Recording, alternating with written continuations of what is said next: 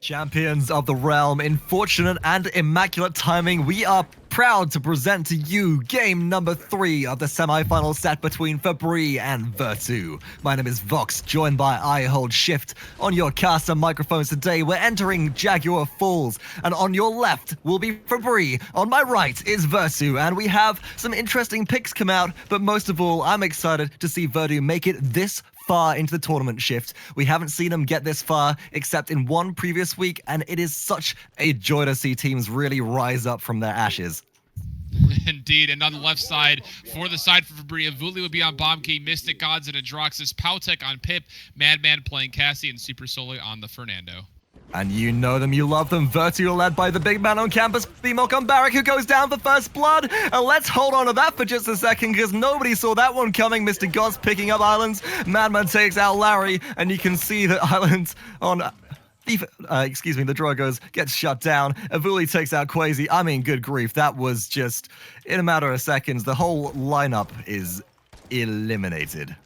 Absolutely. I know you're searching for the eliminated pun right there, but we don't have that team anymore, Fox. You can't do it. You sound sour about that. Said, got it. Nice one.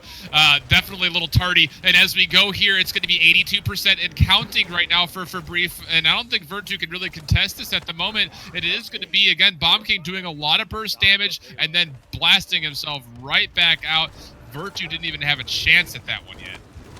You're not kidding, and now pushing forwards. It's Supersully. We talked about them previously. Up, dredged into danger. Up comes the shield, and now they go to BMOK. But still, look at the offensive pressure coming out of FeBrii right now. Madman does take a full salvo to the face, and is punished for that. MystiXGoDZ retreating, supported by PowTecH, and the stabilization comes from Virtu. But it was a very... Oh my god, no, pulling PowTecH into danger. Tries to run away, gets shut down by BMOK.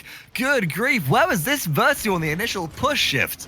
Well, it came on the backside of a pretty nasty disengage, and then a really bad overcommit from the side of FeBrii. They ran right into BMOK's little setup over here on their perspective right side of the map, and everybody from Virtu was there, and they were able to get one kill after another, which led to numbers, which then led to them coming back into this defense aggressively. But here it comes again.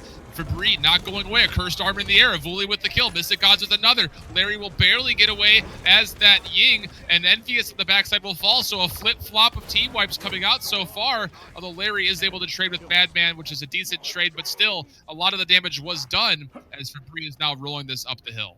Now, Evulli thinks they're playing a frontline runner here, and on a Bomb King, they may just be onto something. Gotta watch out in case they're running the Jolt 4-car. Let's take a quick look.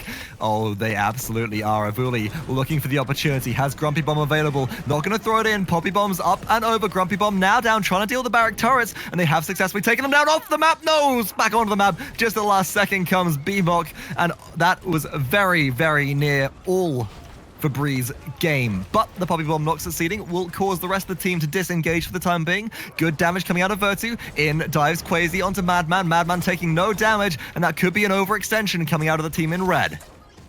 That came actually as a good setup. It's really interesting to see once Barrack is able to set up what kind of a foundation that provides for the team to engage onto a fight. A good double kill there from a little fire spit conversion for Islands, and again, the big man on campus is doing such a good job of locking places down with good placement of turrets. He's able to keep himself alive though more often than not, and that's been the big story that we thought would be the case. Ying doesn't even have to focus her illusion placement around the BMOC simply because his healing stations are doing enough, and this is good. Wow, what a good hook there from Envious as well, and that's going to pull again MystiXGoDZ into a bad situation. Overtime will proc, and it will be a team fight here to decide what happens as far as a defense or a push goes, and it's trading back and forth. The incredible Poppy Bomb there.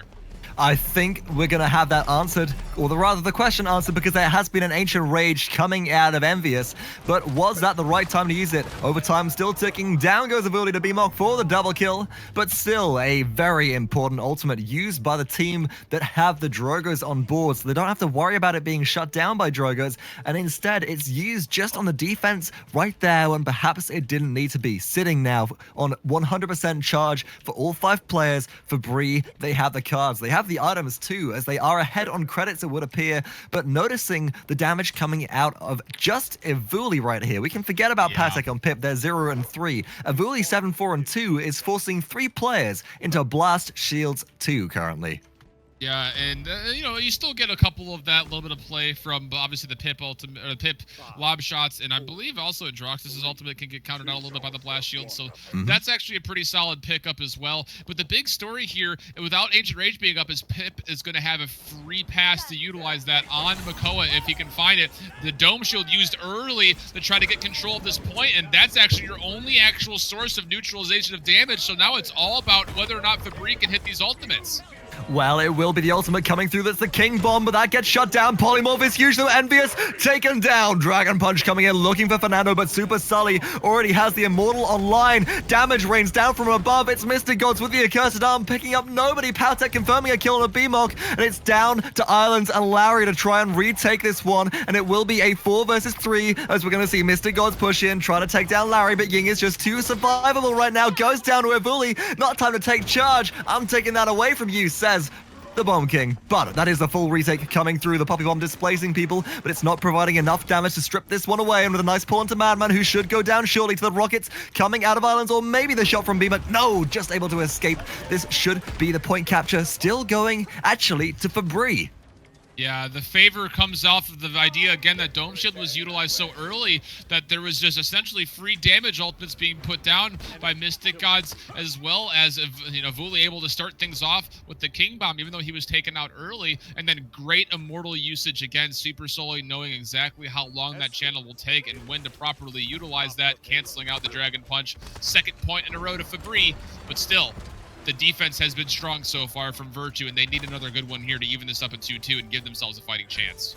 The defense has been almost unbreakable, and with a nice pluck on a PowTecH, it's looking like that isn't changing between rounds. Up and down goes Quasi, trying to box out against Evulli. That's a Bomb King, you gotta be careful. Islands will get the trade there with their fire spit damage, and the payload defense will hold still. Fire spit going through the corner finds absolutely nobody, but BMOC is extending forwards, pushing out. Very low on HP, is forced to retreat, but the shields will keep them safe for the time being. And once again, we're seeing a bit of a stagnant stall. Can Evulli provide some flanking pressure to turn that around? I don't think so. They're getting poked out far too heavily.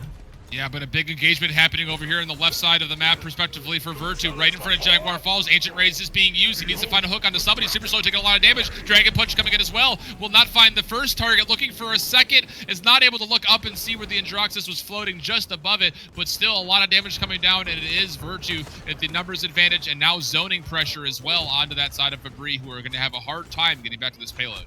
Well, FeBrii are going to disengage, and then they're going to go straight down the middle, I would suspect, instead of trying to poke down the right-hand side where there's a double turret setup already existing. Taking the advantage of those deployables being relocated is FeBrii. We are seeing Supersully lead the charge. Evulli throws out a Grumpy Bomb. Is it going to find a stun? I don't think so. Up into the air, though. Watch out. It is MystiXGoDZ up above. They have the Accursed Arm. The damage raining down is enormous, but it's not enough for the kill. BMOC finally goes down. Madman takes an Envious too, but Islands answers back. MystiXGoDZ is down. The Androxus DPS is not on the table right now, and despite the payload pushing further and further forwards, you got to respect these fire spit plays coming out of Island, as they might be enough to buy time for the respawns to come through for the rest of Virtue.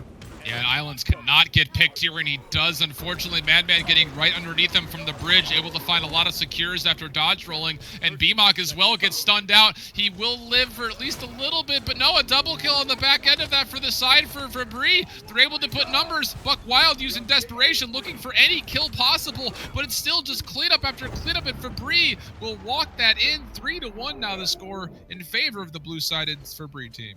That was just all snowball right there, and you know what? Shift with the payload moving so far forwards to the conversion point, by the time the respawn started to just trickle back through, I think that FeBrii would have taken that either way. They've got a Jolt 4 Poppy Bomb on their side. There's no way to stop the payload from going through unless either you have Resilience 3, or what's the one that makes them CC immune? Envious's Ancient Rage, which was used earlier in a prior engagement when it really didn't need to be. Now, itemization coming out from both teams a little peculiar. MystiXGoDZ going into an aggression here to close things out. But this is actually one of the situations where I don't mind it, because there's no haven on the board for any of the opposing team. And that's the big key there. When you're forced into taking blast shields, that direct damage from MystiXGoDZ will start to hurt a lot more, and he already has morale boost too, so he's got the freedom to pick up a different item choice that might be a little bit of a, you know, a little bit of an oddball choice initially. Oh, Dome shit, Shield King again Bomb being utilized early. King Bomb on the backside is getting really nothing done. He gets a one stun though and is able to capitalize thanks to Madman dodge rolling in. So again, FeBrii taking the early domination, but still a lot of cleanup and trading happening back and forth. And the polymorph onto BMOC will not achieve a kill. Madman can't find one to Ying as Larry is just too mobile with that dimensional link. Great survivability right there. And is this the chance that Virtu need to take? They gotta hold this one down. We know the polymorph isn't on the board. Let's take a look at the ultimates.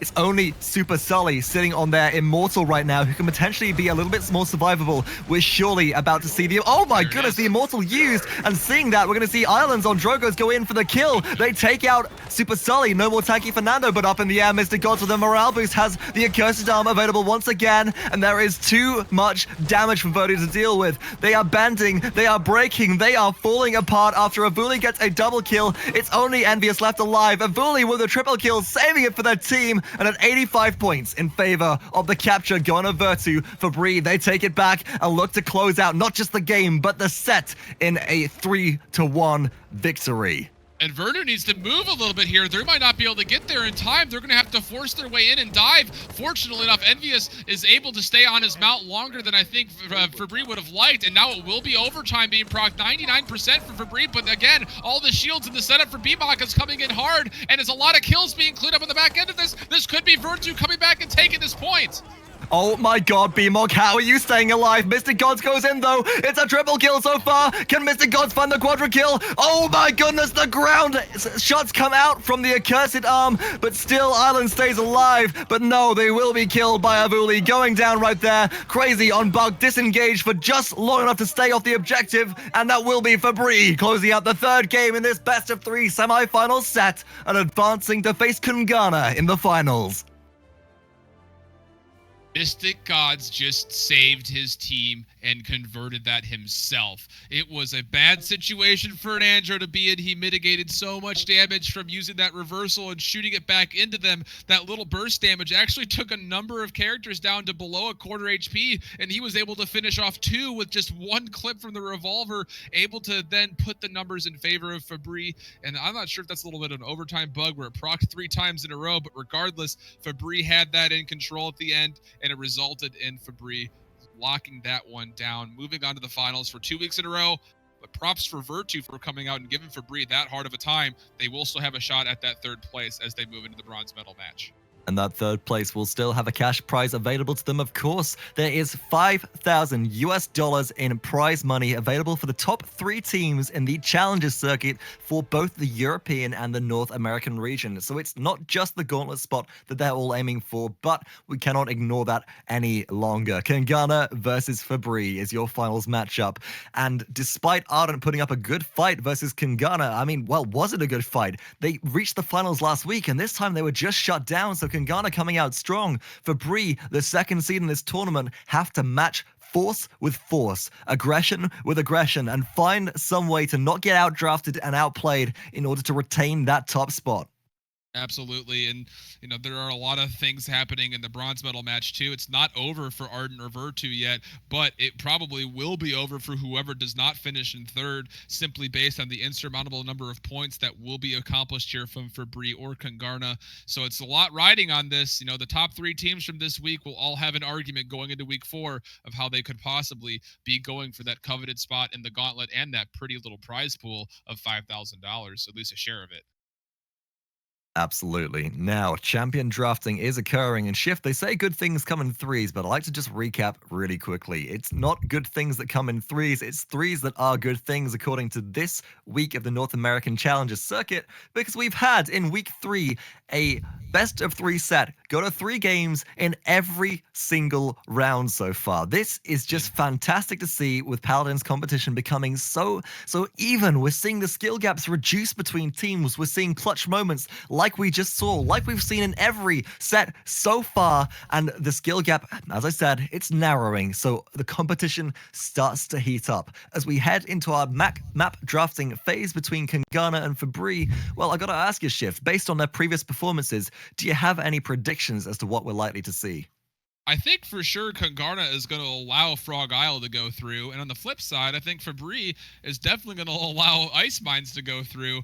It'll be interesting to see if they have any insight as what has happened previously, with both of those teams on each of those maps. But regardless, I don't want to give away too much too quickly. So, I mean, Mm. Kungarna needs to try to ride out what they've been doing successfully throughout this tournament. They come with this new lineup this week, and they're able to produce massive amounts of results. And on the flip side, FeBrii has been having a solid performance from week 2 to week 3 this week, and they have a little bit of a niche where they have ideas as far as where they think they might be able to abuse certain theory crafting they've done in the past, but that's not all they bring to the table. That's been the great thing. We saw previously with an EU team where a Ruckus was able to get them essentially into the third place matchup just simply by picking it up. That's not necessarily the case here. FeBrii has a lot of flexibility, but at the same point, so does Kungarna. These are two very adaptable, flexible, and just agile teams. And I think there's going to be a clash of the Titans right here as far as this all goes for the Challenger circuit. A Clash of the Titans. It sounds like we're going to be watching a gymnastics competition rather than anything else, but we are now preparing for the drafting phase of the finals. First map ban up is Frozen Guard Shift, so Kungarna taking away the Icy Frozen Guard map. Now, we've seen a lot of teams leave this out of the draft banning phase completely because they just don't mind playing on it, but they don't expect people to go ahead and pick it. FeBrii, though, they take Frog Isle straight away, straight off the table. They do not want to see Kungarna's performance on there, and if they are given the chance to get maybe triple tank again, I think that that would only be going one way.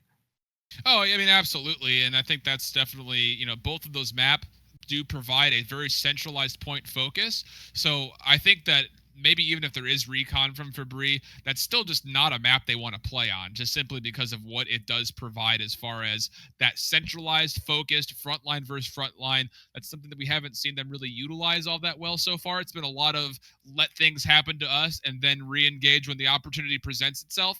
And on both Frog Isle and Frozen Guard, that's not much of an opportunity for that to actually happen. So that's probably more of the thought process there. But regardless, it does take away that blast star potential that we've seen Kungarna pull on that map time and time again. A bit of a niche pick coming out for them, but the picks are certainly nothing out of the ordinary. First pick going to Kungarna, it will be Serpent Beach. Second pick to FeBrii, unsurprisingly, Ice Mines. So Kungarna, probably aware of the master riding strategy at this point, might be looking out for it. But we saw again in the games where it was pulled out repeatedly, it works again and again and again. So even if you're ready for it, I don't think you're ready for it until you've played against it. For the time being, though, we are preparing for the champion drafting phase now. So to avoid going to any spoilers, we will be bringing you that information once it's all completed and once it's ready. In the meantime, let us know who you are rooting for in the audience. It is going to be absolutely fantastic, this set. We've gone 3 games in every single round so far. This one has to at least go 3 games, and we'll find out after the break if it'll go the entire distance. We interrupt this online concert to bring you news of the draft picking phase that has been now completed for game number 1 of your grand finals set in week 3 of your North American Paladins Challenger circuit. Now, on the left-hand side, not on your screen, but at least in our spreadsheet, it will be Kungarna as your top seed, and FeBrii as your lower seed getting second pick. Kungarna, they go with what they know, and it's a first pick Cassie shift. Yeah, and that's proven to be very, they can do anything with that pick. We've seen them run it with a more flexible maneuverability with a buck. We've seen them run it with a triple front line. They're able to do essentially whatever they possibly can with this Cassie. It's just very strong for them, so it makes sense for them to pick that up first. To respond, FeBrii will take off the Nando and Bomb King, and then they will actually round out the lineup for FeBrii with an Androxus, Ying, and EV pick, while Kungarna will go through and they will have the Cassie, as we previously mentioned, with Makoa, Barrack, Drogos, and Grok. So a very similar setup to what they had in that 3-tank comp. Obviously not having the Nando, though, is not something they want to focus on, but still having Grok was going to keep that Barrack and Makoa very centralized and focused to the point, while the Cassie and Drogos will have a lot more flexibility to move left and right. And of course, for Drogos, he'll be able to move up and down, north and south plane for him. So Kungarna having a little more centralized of a focus pick here than FeBrii does, but that's also going to happen because Evie is on the board, and she is just a wild card. We've seen her go both very well and very poorly. It comes down to who's going to be controlling her. It's a little bit questionable. I don't know about this EV pick, but we've seen it utilized fantastically in prior weeks, prior matches, notably by the very high-level players who all of a sudden are blinking in with wormhole equipped, blinking, hitting, blinking straight back out again before the shot even connects, so they can't be locked down and forced into ice block where they are immobile, and that is a last resort for a lot of players. As we do get into our champion picking phase, we'll hopefully be able to pull it up on screen so we can see that who is playing who, and I think it will come as no particular surprise, at least for the side of FeBrii, as they are the one taking the blue team this match. We've got Supersully on Fernando, MystiXGoDZ and Androxus, PowTecH on Ying, Evulli on Bomb King, and Madman on Eevee, the Fragman on Eevee. But let's talk about Evulli on Bomb King, because out of every player on board, with the exception of MystiXGoDZ quadra kill save in the previous set, I think Evulli has had the most impact. Oh, without a doubt. And I mean, he's probably in the conversation, at least for the NA seat, of being one of the top 3 probably Bomb Kings in the market. And worldwide, he's definitely top 10, if not an argument for top 5. And he's a great Bomb King player, and that is mimicked by what he's been able to produce as far as results have gone throughout both this week and, of course, last week as well. I know that I think it was week 1, you were like, who is this guy? I think when we were talking off of comms, I was like, you got to watch out. He's going to make a statement. And he certainly has, as he's become one of our stars to watch game after game. Unfortunately, due to the way that the spectator system is currently set up, we cannot bring you the names of the players that will be playing the champions on the opposing lineup, the first seed in this tournament of Kungarna. But I think we can probably guess who's going to be playing who based off prior performance. And if I don't see Bang on Barrack, I am going to eat my hat. And it won't be very tasty either, I'm sure, as most haberdashers do not make their hats out of licorice, although that would be tasty. But that being said, JAKEB has done a pretty decent job with the Cassie, so they haven't really felt the absence of Bang on Cassie quite yet. And as we had mentioned previously, he seems to come out week after week with a different character and is able to show exactly how good of an individual player he is, as he's been able to completely dominate the stat line as whatever character he plays. It's a little bit pick and mix, but whilst we are checking down through the spectator mode delay, we're going to go back to some music. But in the meantime, yes, to everybody who is coming from twitch.tv/Paladins game, welcome. I'd like to say to you, as you are now coming in and entering into the finals of the Paladins Challenger Circuit, week number 3 for the North American region. On the left-hand side of your screen, it is FeBrii, the second seed in this tournament so far, and Kungarna on your right. If you want to discuss some of the games going on, hop over to the twitch.tv/Paladins World Twitch chat, and we'll see you in game after the break.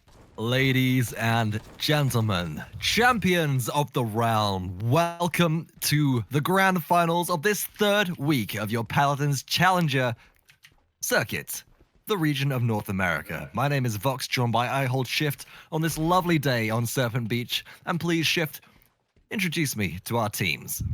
On the left side, this is going to be the 2-seeded FeBrii with MystiXGoDZ and Androxus, Madman playing the Eevee, Evulli on Bomb King, PowTecH on Ying, and Supersully on Their opponents, however, you know them and you are terrified of them. It's Kungarna back under their old name with a different lineup. whateverman on Makoa leads the charge. Hee on Grok, bang bang bang bang on Barrack, JAKEB playing Cassie, and Killer Umbrellas. The last pick, Drogo's coming through, and initially, look at FeBrii, they're going right around the danger zone because they could be sent straight into the drink, but the flank goes south, and as the first pick comes through, whateverman with a great hook will take down MystiXGoDZ, and all of a sudden, this is looking like it's Kungarna's point. Yeah, this was actually sniffed out really well by Kungarna. They saw it coming around the corner through Sundial while they were up top on the waterfall side of the map, and it was resulted in 2 really early picks, and now it's just cleanup mode for the rest of Kungarna, and they do get the full team wipe there, and the early point conversion will put this thing probably above about 60-70% before FeBrii is even having a chance to get in here, and you can see how they're setting up. They actually have the Eevee on the very far back side of the map looking to possibly sandwich and surprise, but still they need to make a move here soon. It's already above 80%. Well, the Eevee's starting to throw out lob shots towards the objective. Madman blinks in, soars towards the objective, needs to find somebody, but goes straight past every single player. That will be 3 quick kills in a row for the side of the... Excuse me, not the Dons now. It is Kungarna, but JAKEB with a double kill, trying to find the triple kill. Nice air shot out of the disengage, cleans things up, and that's the first capture of this finals game. Number 1 going across to Kungarna. Dominating fashion as well. Nothing to stop Kungarna there, and it all comes after, again, an early sniff out of that flank, and then that last bit right there was just all good focus of damage. The Madman coming in on Eevee from behind did not get the impact I think he initially anticipated, and again, Bang is just placing really good turrets and exactly good timing on the barricades. It's been good shields back and forth, and has kept his team alive for so long. Well, you know who's staying alive? It is Madman blinking out of danger right there, about to be shut down by whateverman. Can't quite find the damage, but one player certainly can. It is MystiXGoDZ and Androxus, the God Slayer himself, who did have a clutch save on the previous best-of-3 set in the semifinals, looking to do it again. Needs to find the shots on the killer umbrellas on Drogos, but can't quite find the damage. But still, the payload moves nowhere, as all the while you have this frontline Fernando, Supersully, holding things down for the team, only now just retreating as the payload starts to push up over the hill and round the corner. Full HP, watch out, there's a Dragon Punch coming through. Will it hit Supersully? It will not. It misses the Eevee, and it finally connects onto Madman right there. So still the frontline Fernando stays up, but there is no Ying to heal them, and this is a dangerous look for FeBrii. Very dangerous look for FeBrii, especially considering that Bang is in the backline here, setting up turrets with barricades as well. Illusionary Rift goes down, interestingly enough, and now a Dome Shield to get back towards the point with the Tempest to get that last bit of health back up. Supersully is forced into the Immortal, and it is going to be a Cursed Arm as well to couple with that, but not a lot of damage. It's still pretty much evened out, and it is still Kungarna with the numbers, able to take out 2 more, looking for this final push. Sully's left alive, and PowTecH right here trying to stay alive as well. The Dimensional Link will keep him there. Oh my goodness, Sully could not fall there, otherwise this does lead towards conversion, but Madman on the objective shuts down JAKEB. That's the Cassie taken out, and as the respawns come through, could this be an incredible hold? I think it's gonna be. Madman and Evulli, they clean up, Bang takes them out, no, the backdoor play rolls through, overextension from MystiXGoDZ, gives that one up for free, and Kungarna capitalized 2-0. Fantastic misplay for them, but horrifying performance for FeBrii. The amount of awareness and game sense that goes into that play right there from Barrick is just something that we'll never be able to highlight enough of, and I don't think it's going to go appreciated because it was just simple technicalities that got him to be able to do that. So what happened was he was able to set up a turret in the very back, right where that little cliff edge is, and he was able to put a barricade up as well, and he just kind of stayed away from the central fight while FeBrii was chasing kills. He just kind of left himself unknown until it was finally time to capitalize on a kill, and then finish off that payload. What great play and a good commitment to that actual gameplay there, because it's very difficult to have the patience and the discipline to do such a thing while your team is Don't move. Don't move, Shift. Their vision is all based on movement, but move FeBrii have to do right now if they want to pull themselves back into game 1. Round on the backside it is Evulli looking for the King Bomb ultimate, but finding absolutely nothing, absolutely nobody. Disengage and Killer Umbrellas comes back in. The kills are just stacking up for the red team, and that will be Kungarna with the 4-man wipe so far. MystiXGoDZ forced to disengage, and once again taking strong objective control with nobody there to contest them. Yeah, and again, this has just been all Kungarna all game so far, and it really comes off of just really good centralized gameplay, able to get the burst kills and secure the damage they need to get the advantage in numbers early on, and then the healing from Grok is just that much more sustainable because he doesn't have to worry about as many characters. Dragon Punch channel at low HP here for the Drogos. He will get the Supersully though, so a big pick there. JAKEB playing really up right now, is doing really well on this Cassie, and now 3 points to none. Really not contested at all from FeBrii. Kungarna are doing it again. It's a repeat of what we saw last set. They don't need the triple frontline to be able to roll it through. They're just going for conversions. Whateverman takes out PowTecH, eats a stun, doesn't care. No healer for you, they say. And all of a sudden, this is a bad look for FeBrii. They're once again oh my god, the hook on a Madman. Where did that come from, Shift? That sneaked out all the way through the walls, up onto the higher ledge, took Eevee back to her death. And now the pressure, the offensive frontline play, as the payload has barely moved coming out of the Kungarna, is just setting a precedent for how they want this game to end. And Kungarna's seeing blood, you know, they didn't actually just opted to go all the way away from the payload to chase down kills, which they got, but really to not much avail besides actually just building up ultimate charges because, again, the payload was not being moved whatsoever, and even now it's stalling out while Bang is having a field day in the enemy's base. If he falls here, this is actually going to result in a rather successful defense. Madman is aware of that and is actually blinking in and out of this payload, so really, even though this was all Kungarna, they did not capitalize on a free payload push, essentially. Well, Madman finally goes down, but you're right. It was all down to Madman right there, making use of that flickering blink wormhole ability to get onto the objective, stall it out, back away again onto the objective, making sure that it moved nowhere. But alas, with MystiXGoDZ falling to whateverman going on the Makoa flank, again, it's a bad look for FeBrii. Supersully taking damage to the back. They're at half HP and closing down. I think they have Immortal available right now, and they may be forced into using it. Madman will pick up killer umbrellas on the back, though, so a good look for FeBrii. They're starting to pull themselves back into it, but how much longer can this last if they keep on dropping like flies shift? They have no healing, they have no sustain. Round on the backside, MystiXGoDZ cannot find anybody, and it's going to come down to a clutch last-minute defense once again, but I bet you know they're not going to let Bang get away with that back door for the second time in a row. I mean, they might have a choice here as Bang is already setting up on the point. Dragon's Fury comes out to knock out the tank again, and Evulli able to get two, fortunately, to keep his team in this, but still, it is still all Kungarna on the point, and nobody's here outside of Evulli, who's low on HP. It's going to have to be PowTecH. The Illusion's trying to keep Evulli alive. Evulli gets the clutch play, survives. Down goes a Poppy Bomb, but CC immune is whateverman. Killer Umbrellas coming in with the salvo as well. And all of a sudden, here comes the lockdown from Barrack. Killer Umbrellas with a double kill. Killer Umbrellas with a triple kill. It is the Immortal coming out for Fernando, but they are mortal indeed, and they'll fall a bang. That is Kungarna with the 4-0 sweep all the way through in game number 1. And they set the pace, they set the tempo and the precedent for how this final set is due to pan out. Oh my goodness, again we see Kungarna come out on fire, setting again, like you had mentioned, the pace into their own style. They came out and did it against Ardent in map 1 of the semis. They do it again here in the finals, taking this game in under 10 minutes and making it look like it's going to be a stomp. Of course, we know that FeBrii has more metal than that, but still, able to play the game at their speed has resulted into just absolutely incredible gameplay and a quick 4-0 sweep.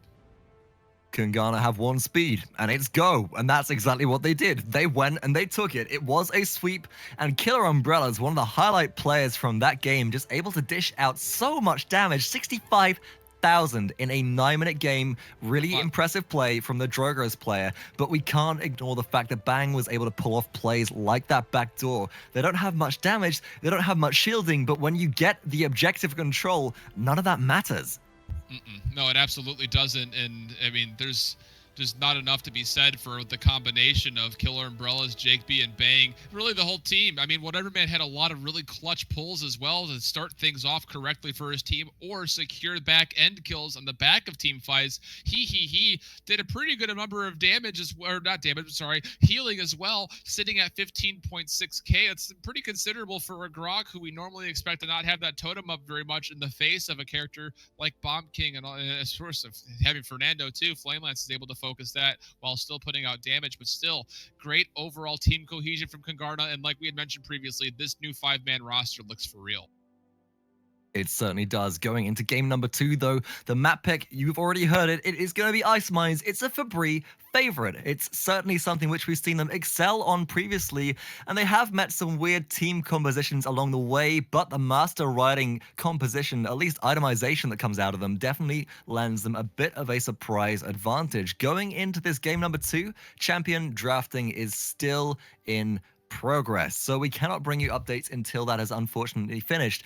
But for the meantime, we are going to cut to a break. Once again, we do apologize for the delay, but until this is introduced to the game, it is unavoidable, as we are all doing it via spreadsheets and there is no delay. So with that all said and done, we ask you to sit back, relax, enjoy the sound of the Monstercat music on the radio, and let us know how you think this final set is going to pan out in the Twitch chat, the right-hand side of your video screen.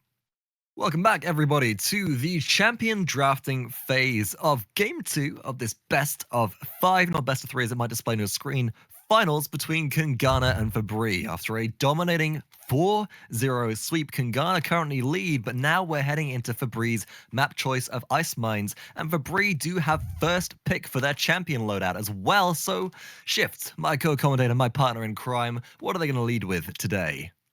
Yeah, Nando's going to be the first pick there, as they tend to always like to go, which is totally understandable, especially with what we've seen them run previously on this map with that whole idea of the utilization of Master Riding.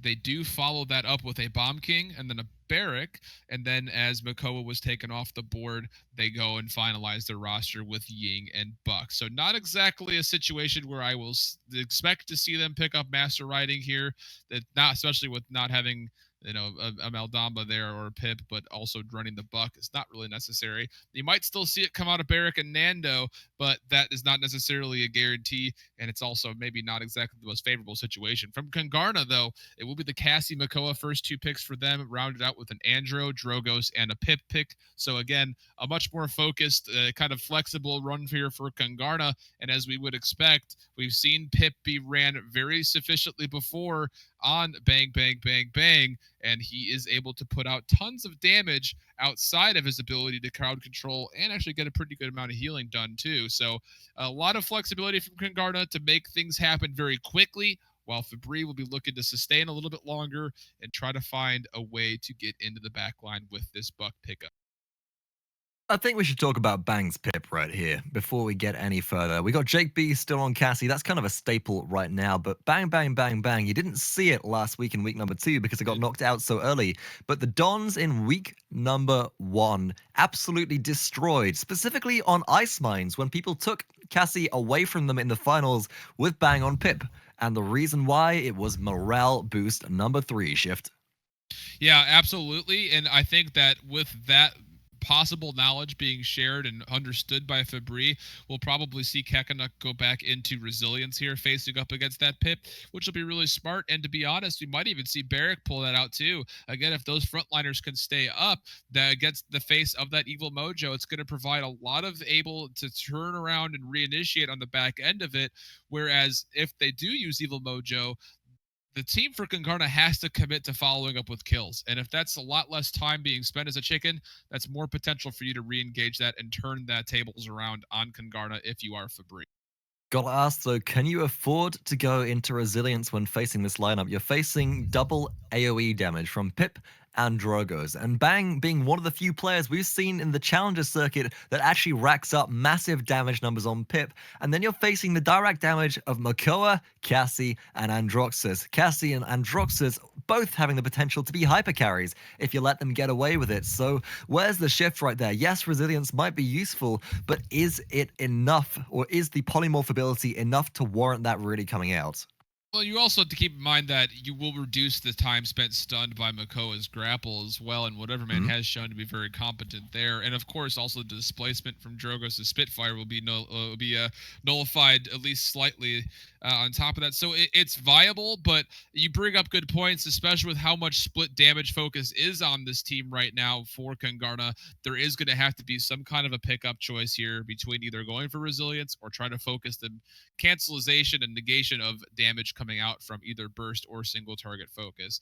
A lot of questions to be raised, and of course, it's going to come down to whatever the players feel is most viable in their team comp. Again, Ying is going to have a lot to chew, though, as far as trying to heal up the whole team here, as there's going to be a lot of damage coming in a variety of ways.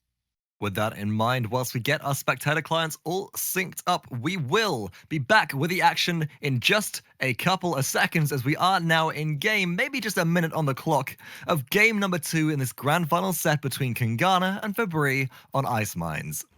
And here we are with minimal delay into your second game of this grand final set between Kungarna and FeBrii on Ice Mines. In case you missed it, my name is Vox, joined by I Hold Shift, and on the left-hand side of your screen, we are seeing Kungarna. This time we have Hi-Rez on Drogos, whateverman on Makoa, Bang Bang Bang Bang on Pip, JAKEB on Cassie, and Killer Umbrellas closing things out as Androxus.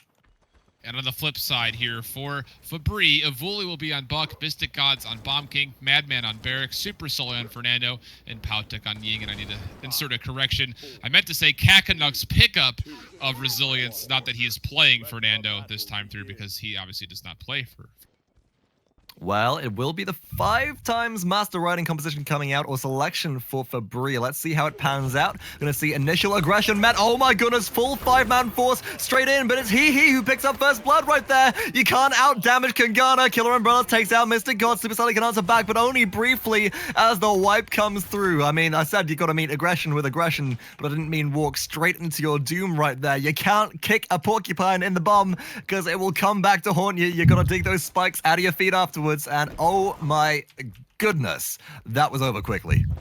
Have you ever kicked a porcupine in its butt? I do not support cruelty to animals. I am going off, you know, just going off some analogies there. I offer no comment. Never heard that before. That being said, though, the fire spit was able to completely nullify out that push, and now again more aggression being felt by the side of Kungarna onto this Master Riding. And again, unless the setup is perfect for Master Riding, where you're running 2 tanks, 2 crowd controls, I just don't see it being utilized properly here. I mean, Buck is able to move quickly, and then of course push himself with his heroic leap to and from place to place, but I don't know. I think they're still trying to overplay this hand, and it only is one of those things that works well in certain situations. This is just not one of them.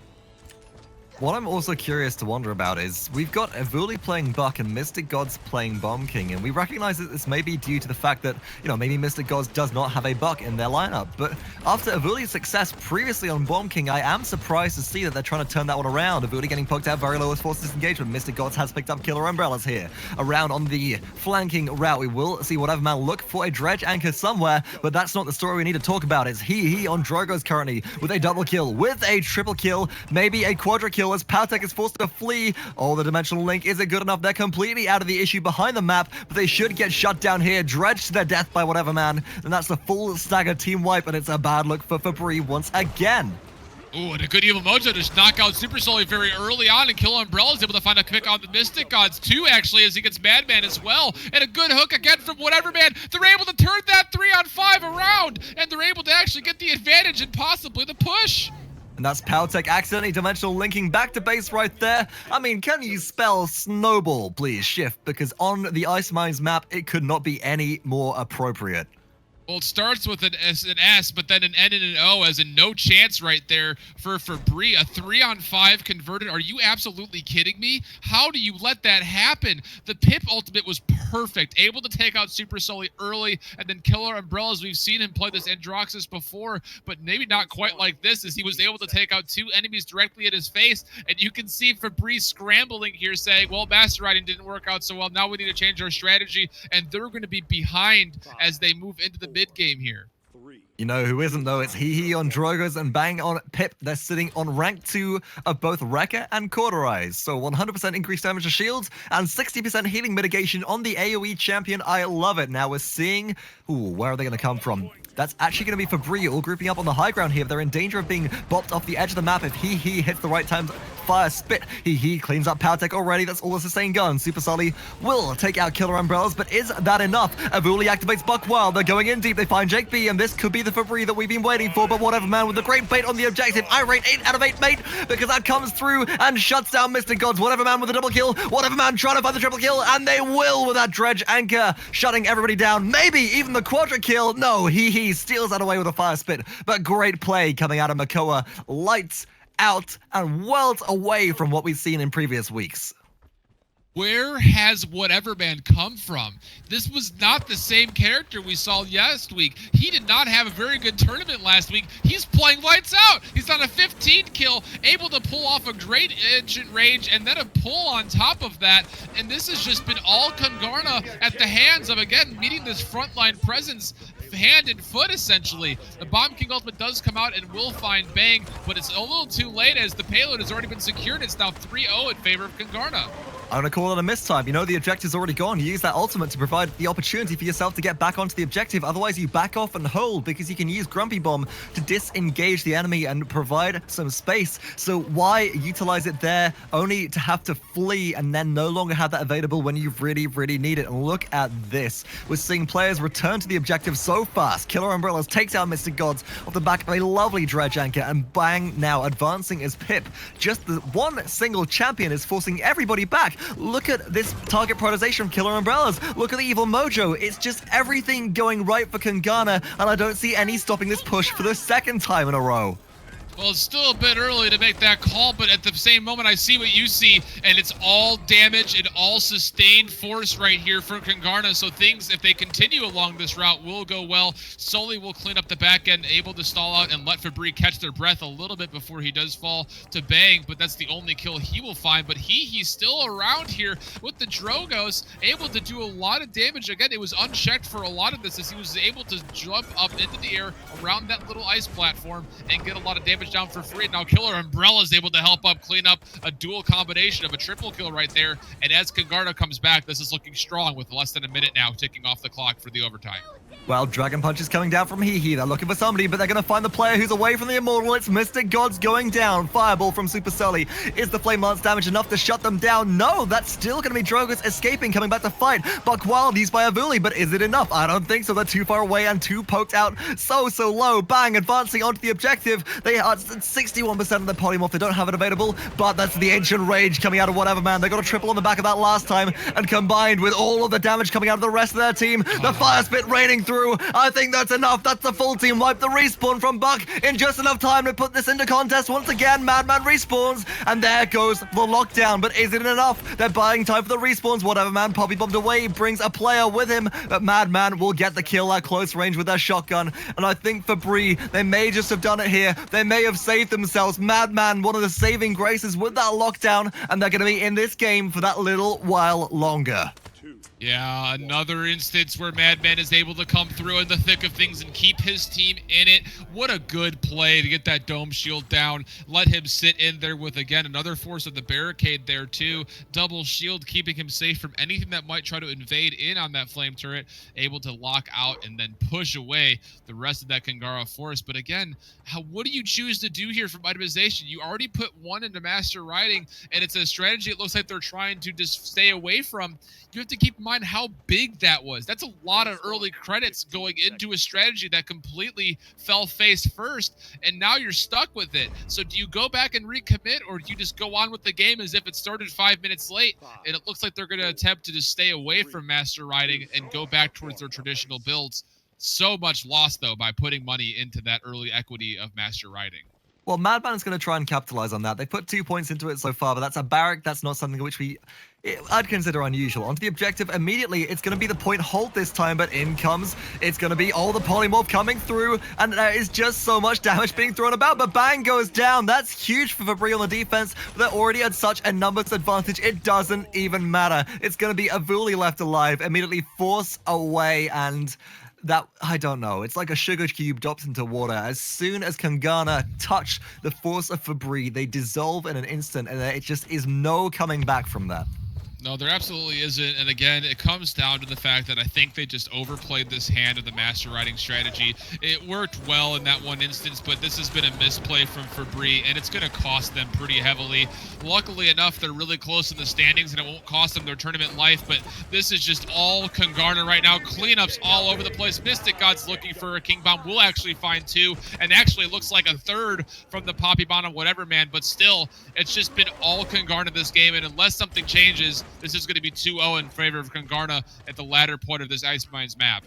Well, MystiXGoDZ might again be the saving grace. Supersully cleans up Hi-Rez, so you won't be able to sit there and sustain. And actually, that King Bomb turned things around. I thought it was already over, but it ain't Grover until it's Grover. Unable to get onto the objective in time. Will be Killer Umbrellas going down, and there is the opportunity to equalize. Is this the Cinderella story that we've been waiting for, Shift? Have FeBrii managed to stabilize? And is this the comeback that I think everybody's been waiting for on their map pick of choice? The Master Riding will actually pay off here, as they are now on the offensive push, and as Evulli looks to potentially go into Buck Wild and take somebody down. Oh, stopped in their tracks, but still the payload push continues.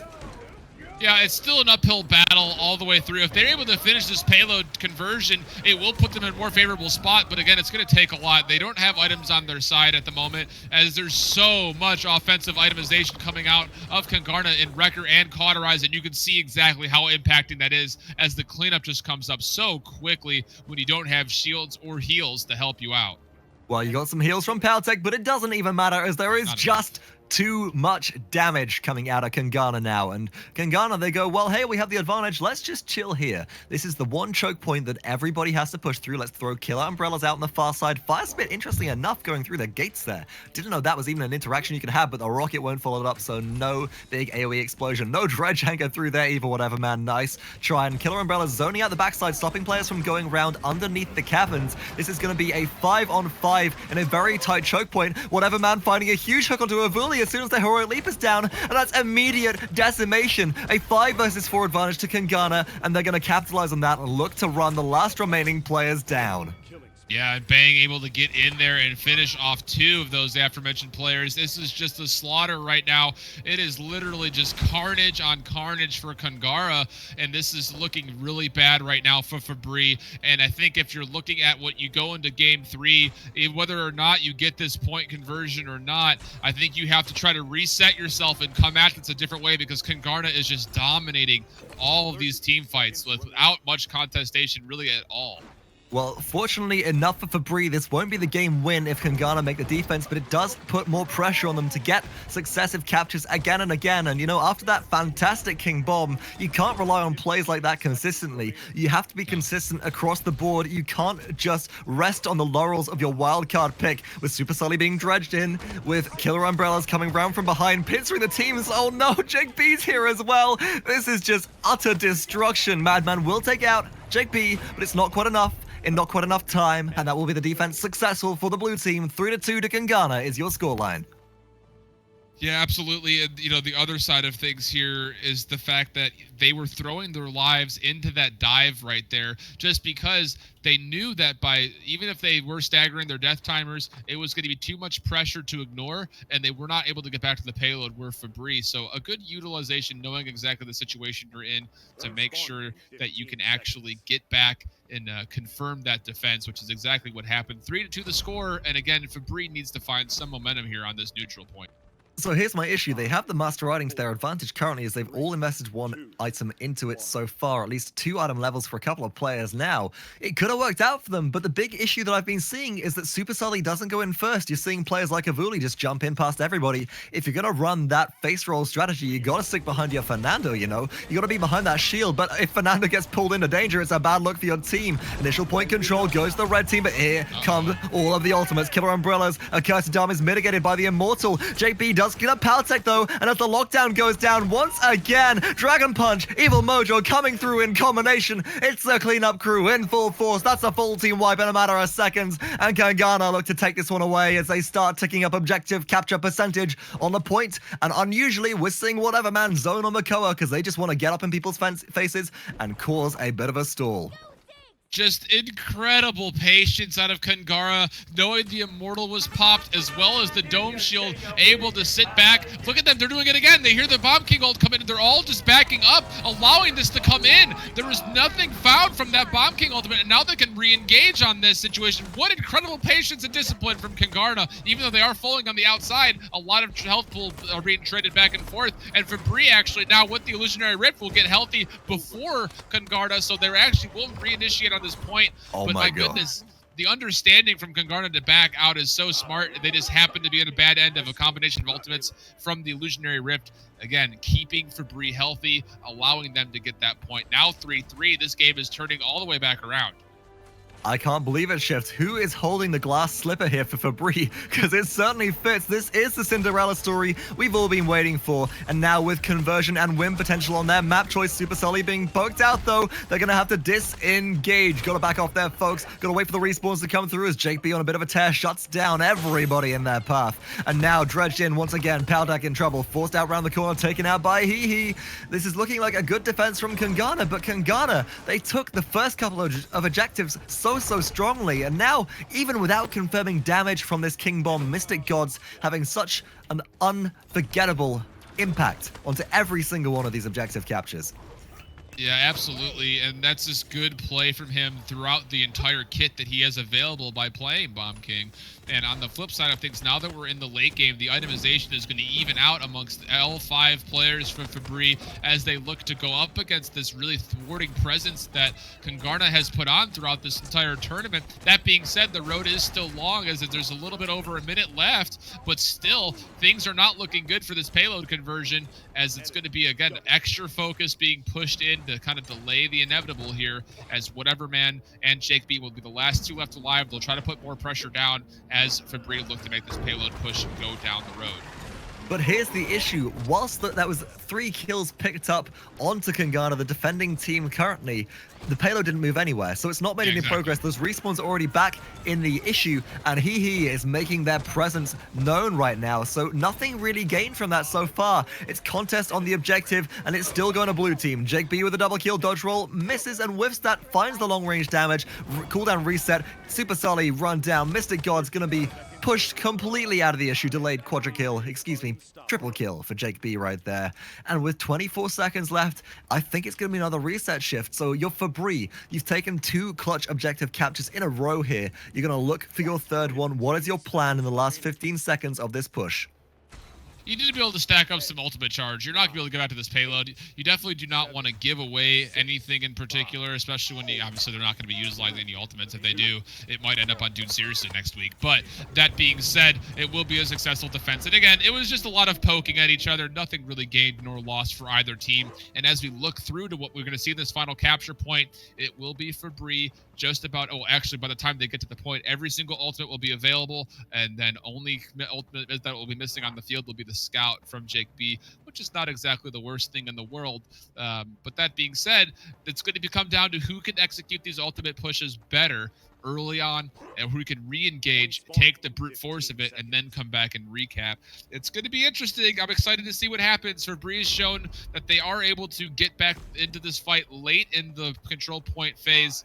We'll see if Kungarna can shut him out this time, though. 2, 1. Well, it all comes down to this shift. We are here. If Kungarna take this one, they bring themselves to the final game required to win the set, but we can see this going to at least 4 games if FeBrii get the advantage, and they get the advantage on capture so far. Ultimates coming out for absolutely everybody, though. It is absolute decimation on the objective. Madman and Evulli come up top with kills, though. Up and down goes Evulli once again on Buck, shutting everybody down, and this is all about FeBrii right now. killerumbrellas trying to run away, but you cannot hide and run from this big, meaty lump of bacon that is Buck. Going up and down round the corner, finds the kill shot there. whateverman being forced to retreat, and this is completely different to the FeBrii we've seen previously. They figured something out. Madman should be about to go down right here. That'll spell a bit of disaster as Dragon Punch is channeled, but if they can hold on to what they've done previously, it'll be a good look for them, but this could be the retake from Kungarna. And it comes down to Drogoz was able to find Supersully. This is what we saw FeBrii do to Kungarna last time. Come in late and get the re-engage, and now it's flip-flop. Kungarna does it to FeBrii, and it's going to come down to no ultimates on the board for anybody. Who can play this game at face value and the technical level better? It's going to come down to a 5v5. This point's going to be above 80% before all of FeBrii get there, and it's going to come down to who can capitalize best. Again, no ultimates up. It's going to be sheer shredding of basic abilities and who can auto attack the best. Who's able to frag? We're about to find out. We certainly are. Up in the air, killerumbrellas finding damage over the barricades, up in the air as well. He with the fire spits. The damage is huge, but the sustain coming out from the side of FeBrii is better, and the damage from MystiXGoDZ with the triple kill is even better. He's fragging out with the quadra kill right there. Evulli takes that one, and that will be the game as the poppy bomb is enough to throw everybody off the objective. And FeBrii with the clutch plays, take it away from Kungarna, and even up the series 1-1. So many things could have just happened right there. Bang had the opportunity to capitalize on a couple of huge kills to come through for his team, but no. MystiXGoDZ says, it's my turn to show off, and he's able to just shred everybody with a number of great sticky bombs, and of course the poppy to push people around. What an incredible job by MystiXGoDZ at the end of things there. He'd been bossed around very, very dominatingly so far by this Kungarna lineup, especially but he throws it right back in their face and is able to come back, tie this up 1-1. I'm sure Bree's out there somewhere loving that. The amount of throws going on this game shift. I'm not sure if we're at a juggling convention or a carpet store, but being the North American region, it's got to be the Clown Fiesta. Please, please, please put that Bomb King skin in the game. After that game, I think we're going to need it. But the scoreboard breakdown, it is all about the eliminations, the death count, the damage. It is all about Kungarna, but they still don't come out on top. They have higher stats in every single column, but if you don't get those all-important seconds on the objective, you will lose the game. What a turn of events. I cannot believe it here, Shift. I am just blown away. Yeah, I mean, I'm lost for words right there. I could have sworn halfway through that with how well Kungarna was dominating all of these 5v5s without ultimates, that would be for sure Kungarna's statement right there of, we have this. There's no ultimates on the field. We'll be able to sit here and out-damage and out-pick this team. Not the case at all. MystiXGoDZ throws in the monkey wrench and says that we are still in this. This is probably, I mean, at this rate, I can't see this thing not going to 5 games with how close everything has been. And as we go to map number 3, the loser, which was Kungarna from map 2, will get the pick, and it will be Jaguar Falls. So this is going to be interesting, to be completely honest, as far as what we see come out for both teams on this more neutral map. It's going to be roasty toasty, close quarters combat on the objective play. And you know what? With Kungarna and FeBrii throwing their usual picks out the window, I think we're going to see some spice in here. But I think we've seen about everything we're going to...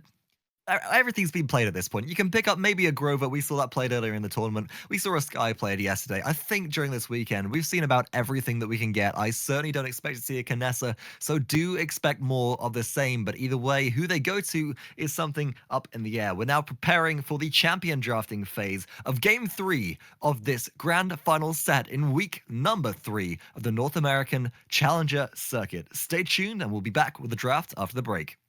Welcome back, champions, to the radio portion of this show today. My name is Vox, joined by old Shift, and we are on to the champion drafting phase of game number 3 in this best of 5 grand final set in week number 3 of the Paladins Challenger Circuit for the North American region.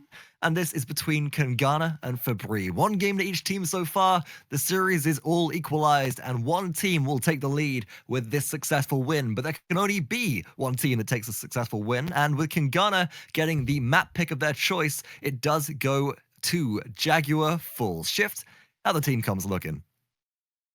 Rather straightforward for the most part. Again, we're seeing both teams kind of, again, trying to establish themselves in traditional means. I think FeBrii is probably going to learn their lesson a little bit as far as how that early game last went with the Master Riding pickup. We'll be picking up the Nando first pick for themselves with the Bomb King, Drogo, Ying, and Victor, so I doubt we will see them the same Master Riding overplay that we've seen before. But for Kungarna, they will actually take out Cassie, get the Barrack and Makoa as a double front line, and they'll round out the lineup with more single target damage from Andro, and then the centralized healing from Rock. So Kungarna looking to run that whole centralized point control build, more of a death ball situation for themselves, whereas FeBrii will have a lot more of that area of effect damage while still being able to put sustained constant damage from Victor. And then, of course, Nando has the flexibility to move around the map, as we have seen so often, as he does, with Ying as the centralized healer, putting down those illusions. It's going to come down to who really on Jaguar Falls can establish control early, I think, and then accept the damage that was going to come from the flanks, because you cannot control all 3 areas of Jaguar Falls. And we've seen that been done time and time again. You're going to leave 1 route exposed, but it's interesting. This is the first game in this set where Kungarna are not running Drogos. We've seen killerumbrellas play it previously, and I don't know if Kungarna are going to suffer without it. You know, they lost the last game, but it was a very big part of why they took such an early dominating lead. Now, going into this 3rd game, that will be, of course, going to MystiXGoDZ. There's nobody else that it could go to. Evulli's going to be on Bomb King, 2 players on 2 champions that are absolutely terrifying. And I don't know, Kungarna, they've got to deal without that. They've got to pick up the Cassie, they're going to pick up the Androxus to try and get some air control. But is that enough, Shift, or is MystiXGoDZ just too good at this Dragon in the Skies? Oh, I think it'll be more than enough. JAKEB just established himself once again on Cassie, and killerumbrellas has been dominating on Androxus every time we've seen him play it. And then, of course, Bang will be playing the Barrack as we anticipate. And you can't keep in mind that whateverman has been doing a really good job on Makoa. So, I mean, just between those four right there, things are going well. He was able to pick up a handful of doubles and actually a triple kill earlier on in the tournament with the Grok. So that's exactly how the lineup will look to me as far as what Kungarna says. And looking at those on paper, that's very substantial and not something that's going to get bossed around easily, even though Evulli and MystiXGoDZ have established themselves as top-tier AoE players on both the Drogos and Bomb King, respectively. Now let's talk about champion synergy a little bit here. Is there any specific combination which you're looking forward to seeing come out on either team right now, Shift? I got a couple in my mind, but I'd like to hear what you have to say first. Yeah, I mean, my goodness, even trying to come up with even the slightest prediction for what's about to happen is going to be putting myself between a rock and a hard place. I mean, game 3, essentially what you've done after the first 2 games is make this a best-of-3 series, and I think that if you're looking at both sides, they kind of need to wipe out what's happened in the past and treat this like a restarted best-of-3 series. And if you're Kungarna, you need to try to establish that early domination that we saw in map 1 of both this series and, again, previously in the semis. If they're able to do that and boss FeBrii around, you're going to see the whole style of these last 3 games be changed, and I think swing in favor of Kungarna. But that being said, FeBrii is not easily pushed around as we've seen so often, even though they did have a tough semifinals matchup against Virtu. And it's a tough start to this matchup here. They are able to bounce back, find their strengths, and work them into being in a favorable spot. This on Jaguar Falls already being a neutral map, I really can't say one way or the other which this is going to go until we're probably going to see it go to 3-3 eventually, I imagine. I don't see this being a full sweep, regardless of what happens. Well, regardless of what does happen, we're going to find out very, very shortly as we are now loaded into the game, and we're just going to take a quick step back from broadcast to be able to sync up our spectator clients. Up next, game number 3 of Kungarna versus FeBrii. It is an equal and even footing right now, and the advantage will go to one team off the back of what is likely to be an absolutely incredible game. Yeah, incredible game. It has to be. I mean, this is going to go to the distance. It has to. So here we are, champions, after 2 bloodbath games back and forth. We are now into the first game of this new best-of-3 set, as Shift put it earlier. It is game number 3 of the best-of-5 grand final set between FeBrii and Kungarna. On the left-hand side of your screen, it will be FeBrii. It will be led by MystiXGoDZ on Drogos, Madman on Victor, Evulli playing Bomb King, Supersully, the tanky for Nano, and PowTecH providing support for their team on Ying. And on the flip side, for Kungarna, he will be playing Grok, BANGBANGBANGBANG will be playing Barrack, JAKEB will be playing Cassie, whateverman and Makoa, and killerumbrellas again in Androxus, just as we anticipated them coming out with. And again, nothing crazy for itemization quite yet. This is going to be all about feeling each other out and who can get the poke done first. Well, it's going to be a big flank coming out of the red team, led by Bang as they go completely round to the backside, but spotted out. Nice grumpy bomb placement. This could be a bad look for Kungarna. Stunned out is Bang. There's only one player actually focusing on all 5 of these members, and it is Supersully who's brought out very low, goes down to JAKEB for first blood, and all of a sudden FeBrii, they had such an advantage off the back of a fantastic stun, but they're just not capitalizing on it. What a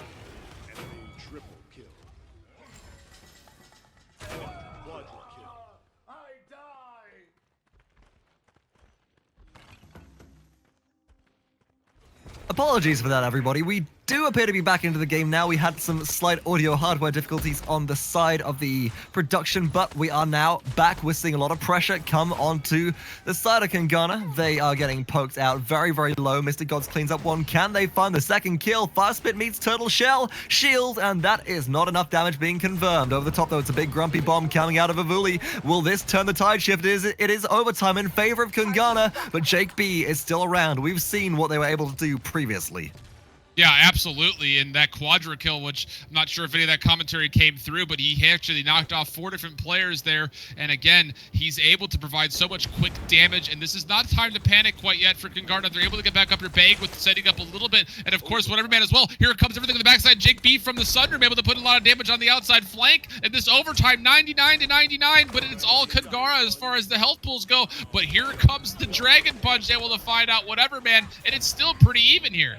Doesn't matter. Here comes JAKEB on Cassie. Here comes the disengage, staying alive with just a sliver of HP, and the first capture of the game goes all the way through for Kungarna, but that was a heavily contested overtime. That's about as close as we've seen it so far in this entire series, setting the precedent, setting the tempo for how the rest of this set is due to pan out.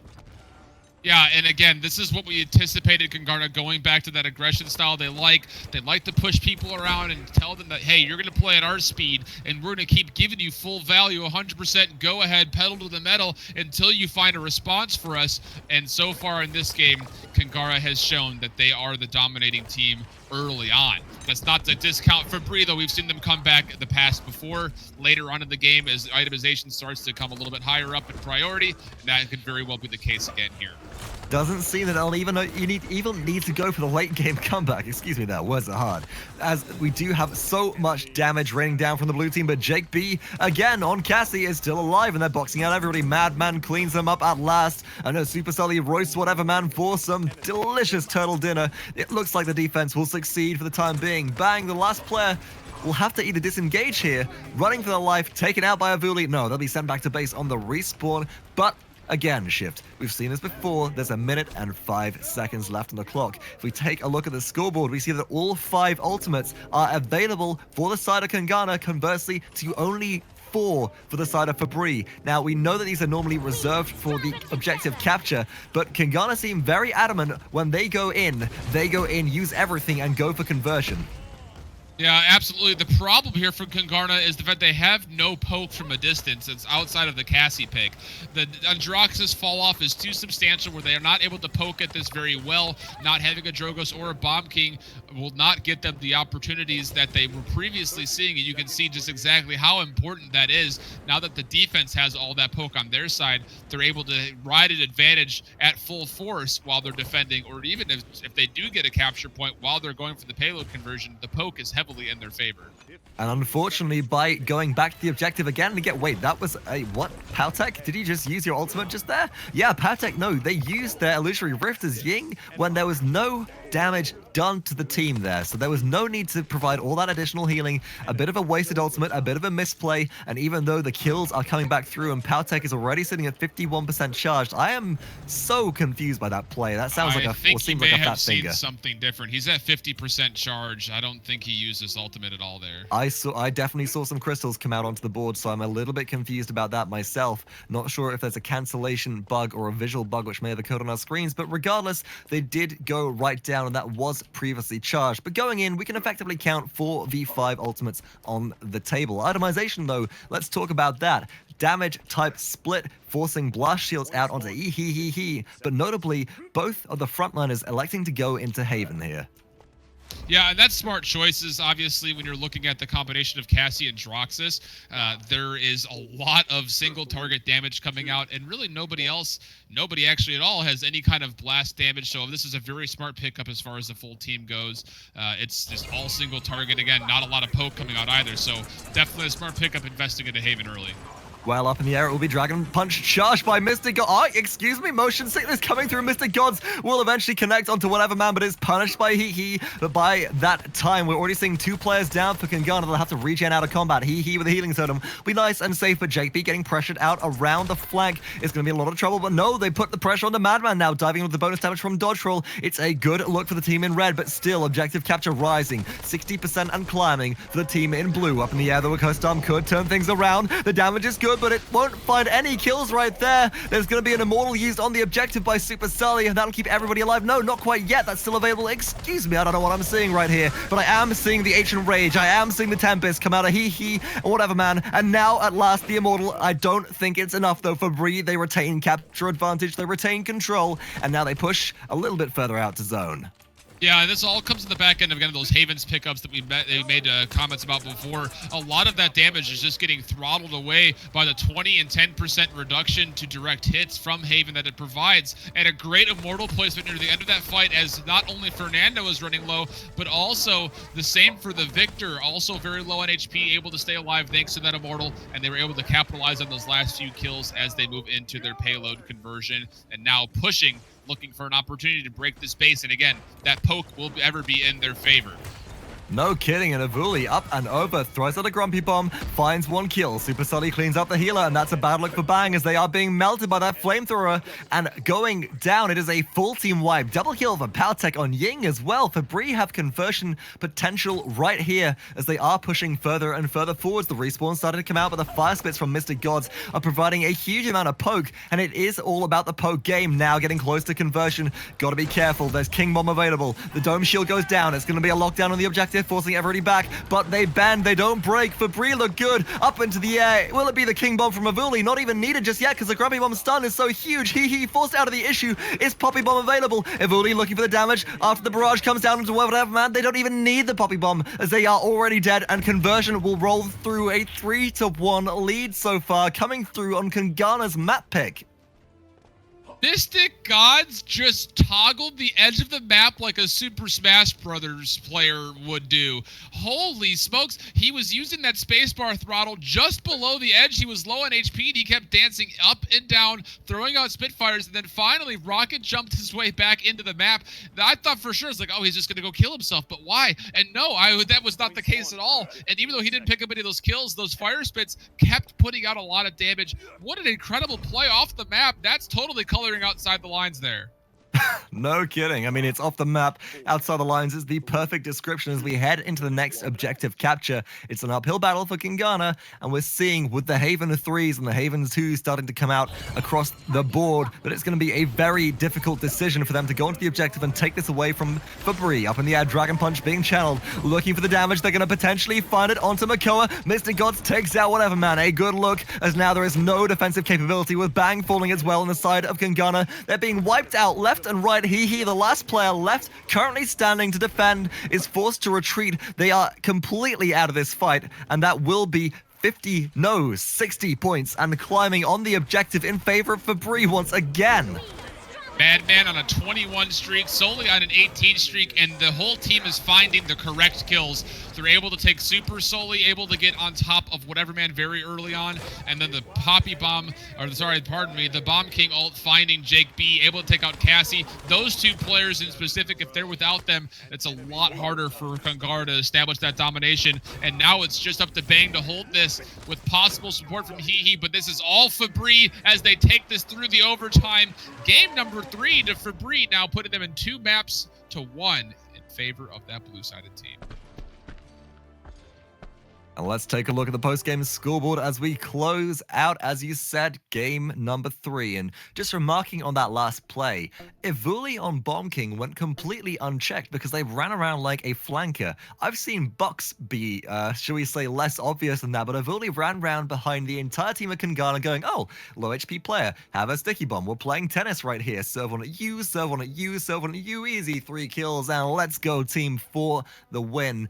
And I think these slash lines all represent that very well. But what really stands out to me is the lack of deaths on FeBrii right there. Nobody could touch them, and PowTecH doing such a good job at keeping the team alive. And that's something we've seen Kungarna throw out before too, as far as how they play, as a compromised or a cohesive a cohesive 5-player team throughout best of 3 maps. Those are the orders that we're looking for, and that's not been the case so far. Outside of the first map where they were able to throttle that aggression very quickly as a full team, as they're being thrown back some of their own medicine, they're not able to react to it as well as a team as FeBrii has. So that's been a strength for them as they move forward, and something that I think that Kungarna is going to have to look at as far as what can we do better to make these adjustments and finalize this early pressure we've established so far. And it's taking punches in stride. They have not done that as well as FeBrii has, which has resulted in back half of the game, resulting in FeBrii advantageousness right there. And it's something that Kungarna needs to look at for sure, as far as how they progress throughout the game from early to mid to late. Right now, it's just been all.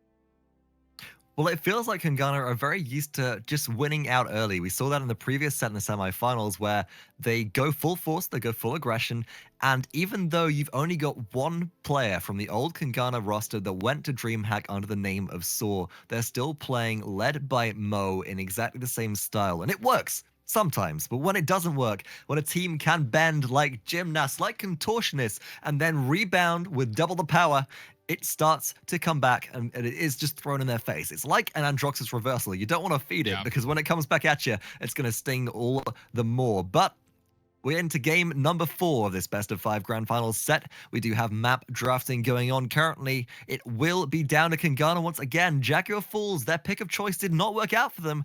So how about this shift? We've banned out Frozen Guard, Frog Isle. We've chosen Serpent Beach, Ice Mines, and Jaguar Falls. There is no more of the lovely Temple Isles aesthetic to you, which we know that Kungarna really like. So we're going with Timber Mill. Yeah, and again, since there are only 7 total maps on the field to pick from, choosing out the 2 bans will result in either a choice of Timber Mill or the Fishing Market, and this time through it will be Timber Mill, which will result in Game 5 being played, if it gets that far, to the Fishing Market. So, that being said, as you look at Timber Mill, we have yet to see it, from our perspective at least, today, but we have seen a lot of interesting picks come through here, as again, you like to point out, this is like Kness's home field right here, as she has so many areas to set up and just put down a nest, cook some s'mores, and do a lot of damage with that sniper rifle. We'll see if there's teams that end up building around that potential pick, or if they're going to continue to work around just high mobility with the potential of having a Bomb King, Drogoz, or Androxus that can close distance between roofs very, very quickly. Either strategy is very viable here, and also we also will see an opening for possibly a Buck to make its entrance onto this final stage as well. Or potentially, hear me out here. Uh-oh. What about the Eevee pickup? We saw this picked up in a previous set on Timber Mill, and it's been utilized relatively well today. The Flicker Blink playstyle has taken the scene by storm. She's no longer unviable, but she is a very, very niche pick. And Shift, is Timber Mill one of those maps that she actually excels at, or does she still suffer on it? I think she actually does rather well here because when you look at the way that the point fight happens, there are 3 areas where you can kind of be isolated while still fighting. You have your side roof, which is closest to where you spawn at, where you anticipate if there is a Knessa, the Knessa will be. So Eevee has the potential of diving into the enemy's roof. Otherwise, you have left to right 2 other rooftops that will also be surrounded at that point, and those actually provide a lot of dynamics because there are a bunch of different rooms, hallways, and stairs that you could use to kind of keep yourself away from the central point. If Eevee gets involved in the main core neutral point fight, she's going to be in trouble because it's just not easy for her to maneuver in that tight space. But if she's able to control the entire aspect and ratio of things on the sides and control those flanks, she can be very viable. So it wouldn't be out of this world to consider an Eevee here. But that being said, we really haven't seen anybody from either of these teams play Eevee all that strongly, with the exception of Madman, who played him in the semifinals. Or, I'm sorry, earlier around, it felt like the semifinals earlier in this game, in game 1. You know, every round has felt like semifinals so far because the competition has been so intense and so close. But speaking of competition, let's check into the bracket screen and see how the bronze match has played out today. It should be coming up on your screens very shortly, and it will be Ardent Gaming who close out that 3rd place with a 2-0 victory over Virtu. And this is interesting to me. That's a 2-0 victory versus FeBrii. Versus Virtu, who gave FeBrii a hard time and took them all the way to 3 games in a best of 3 set shift. So is that anticipated, or is that just testament to how strong Ardent and then in turn Kungarna can potentially look? It's just, I think if anything, it goes to show how good the top 6 teams are and how close in talent they are from top to bottom. Even though we don't see teams like the Dark Blacks making it into the semis, as well as a team like the Allison Quins, you know, they are all both of those teams took their games to best of 3 in the quarterfinals. So again, these top 6 teams are all so close together, and it just goes to show on any given matchup with any given map and any given composition, anybody out of these 6 could beat anybody. Ardent got tossed around a little bit by Kungarna, and Virtu took FeBrii to a really strong best of 3 series. And then on the flip side, Ardent goes and beats Virtu with 2 games to none. It doesn't really say anything besides the fact that all these top 6 teams are so close together, and it's really going to be a shame that we only send one of these teams to the gauntlet, in my opinion. No kidding. I would love to see maybe, but think of that. Think of that. The 8-team gauntlet where one team potentially from right at the bottom could fight their way all the way through in series to the top and go to Hi-Rez Expo. But it will only be the top team from the, based on their point standings from the 4 total weeks of the Challengers circuit. And speaking of point standings, with Ardent taking the 3rd place win this week, Shift, what does that do to their current score? Third place will push them up 40 points, so right now they would be sitting with a tentative 105 points, which at the current standings would put them in a tie for second, but of course that does not account for the fact that we're still waiting for the point totals to be accumulated from this matchup between Kungarna and FeBrii. On the flip side of things, Virtue will pick up 25 points, pushing them up to 70 points, which would put them in a tie for third and will actually secure them, and not really. They'll be just behind the Dark Blacks in the point standings. They'll be in 5th right now, which is unfortunately going to probably put them into an unsurmountable value to accomplish that top place in Challengers. The big key here is the fact that Hi-Rez has fallen out of it, so they're going to be falling down too low to make up the difference, and the Allison Quins as well will not be able to really contest for that top Challenger spot unless something extreme happens, but even still, I don't think the total will be a value that they'll be able to catch up with. So as far as that goes for Ardent, they're still in the running here. They're going to have to finish first next week, though, I think, in order to make up the difference between whatever the totals are here between the Dons and FeBrii. A lot is going to be riding into it, and we're probably going to have to be sitting and theory crafting a lot of it on Sunken City Salt tomorrow, as that's going to be a major focus as we look into this Champions and Challengers breakdown as the gauntlet comes up in a couple weeks. Well, Ardent did make it to the finals last week in week number 2, but week number 3, it is just the 3rd place spot for them. However, speaking of things to focus on, let's focus on the champion drafting that is now completed for game number 4 of this grand final set. FeBrii, they are first pick despite the map pick going to Kungarna. Once again, that is Timbermill. It's a map with a lot of elevation. It's a map where Knessa can really shine, but the first pick from FeBrii is Cassie. They want JAKEB nowhere near that, and I really respect that pick. And Madman plays a great Cassie, which is where you figured that pick is going to go to. So that, I mean, again, there are competent players on each team as far as who can play these big names. You know, who can play the Nando, who can play the Cassie.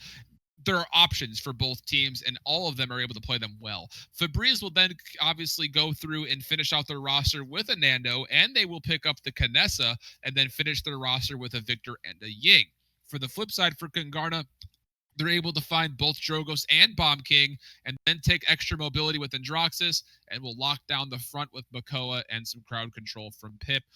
This is interesting now because with Androxus able to nether step around the map, get some height advantage, and get that direct damage down with the combination of Drogoz and Bomb King putting out immense amounts of area of effect damage, I don't know what the choice is here between Haven and Blast Shields. Do you have an opinion, Fox?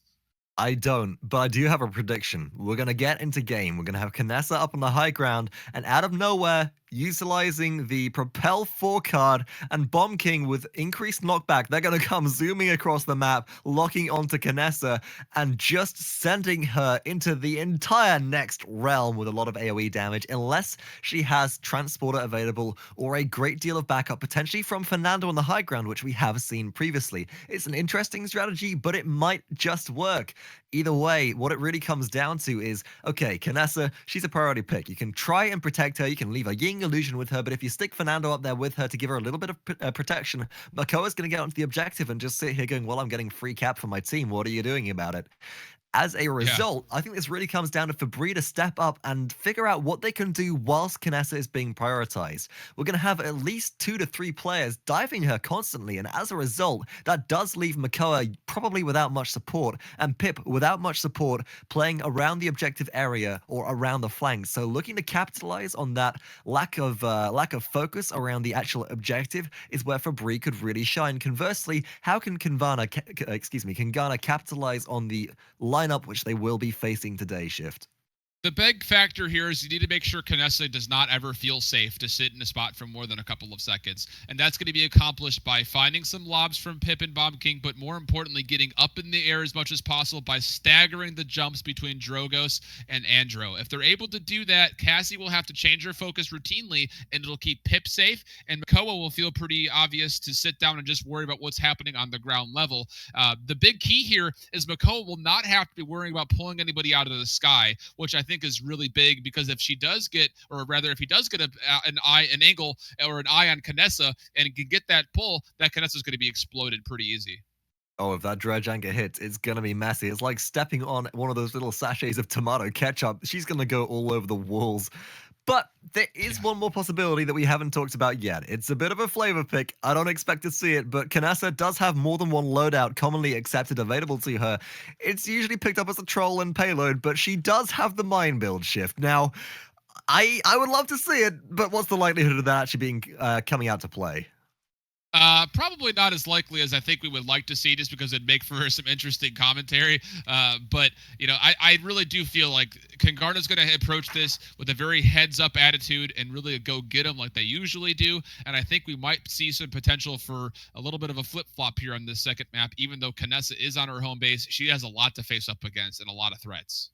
Now we have just loaded into the game, everybody. We thank you for your patience as we close into a near game number 4 of this best of 5 grand final set. We're going to get our clients synced up on the back end, so we're going to cut away from the commentary for just a moment. We'll be back in just a minute with game number 4, FeBrii versus Kungarna in the grand finals. So without further delay, welcome back, champions, into game number 4 of our grand final set today. We are watching FeBrii versus Kungarna on Kungarna's map pick of Timbermill, and it's gonna be spicy. We are seeing some interesting picks come out to play, and let's break those down. My name is Vox, joined by I hold Shift, and from the left-hand side of your screen, Shift, please give me the honors of listing out FeBrii.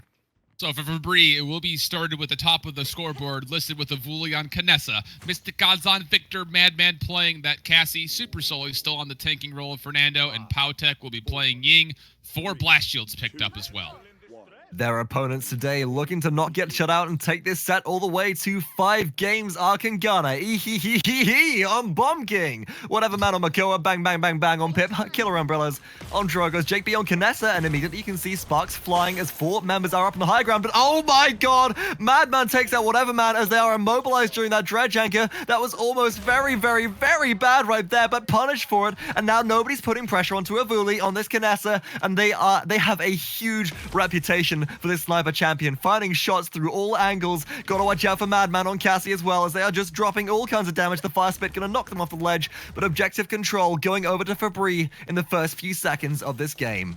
Yeah, and just great conversion of single target damage between Evulli and Madman, although Evulli in a lot of trouble right here. Will get picked out by killer umbrellas on the Drogos, which is a different look for him. JAKEB on the Andrew, also a very different look, but still, lots of trading happening back and forth, even though the point is at 78, now 79 to 82% for the blue-sided FeBrii team. Kills are coming left and right, although not actually the case there. Whateverman gets a pull, but no one there to help support him. This first point is all FeBrii.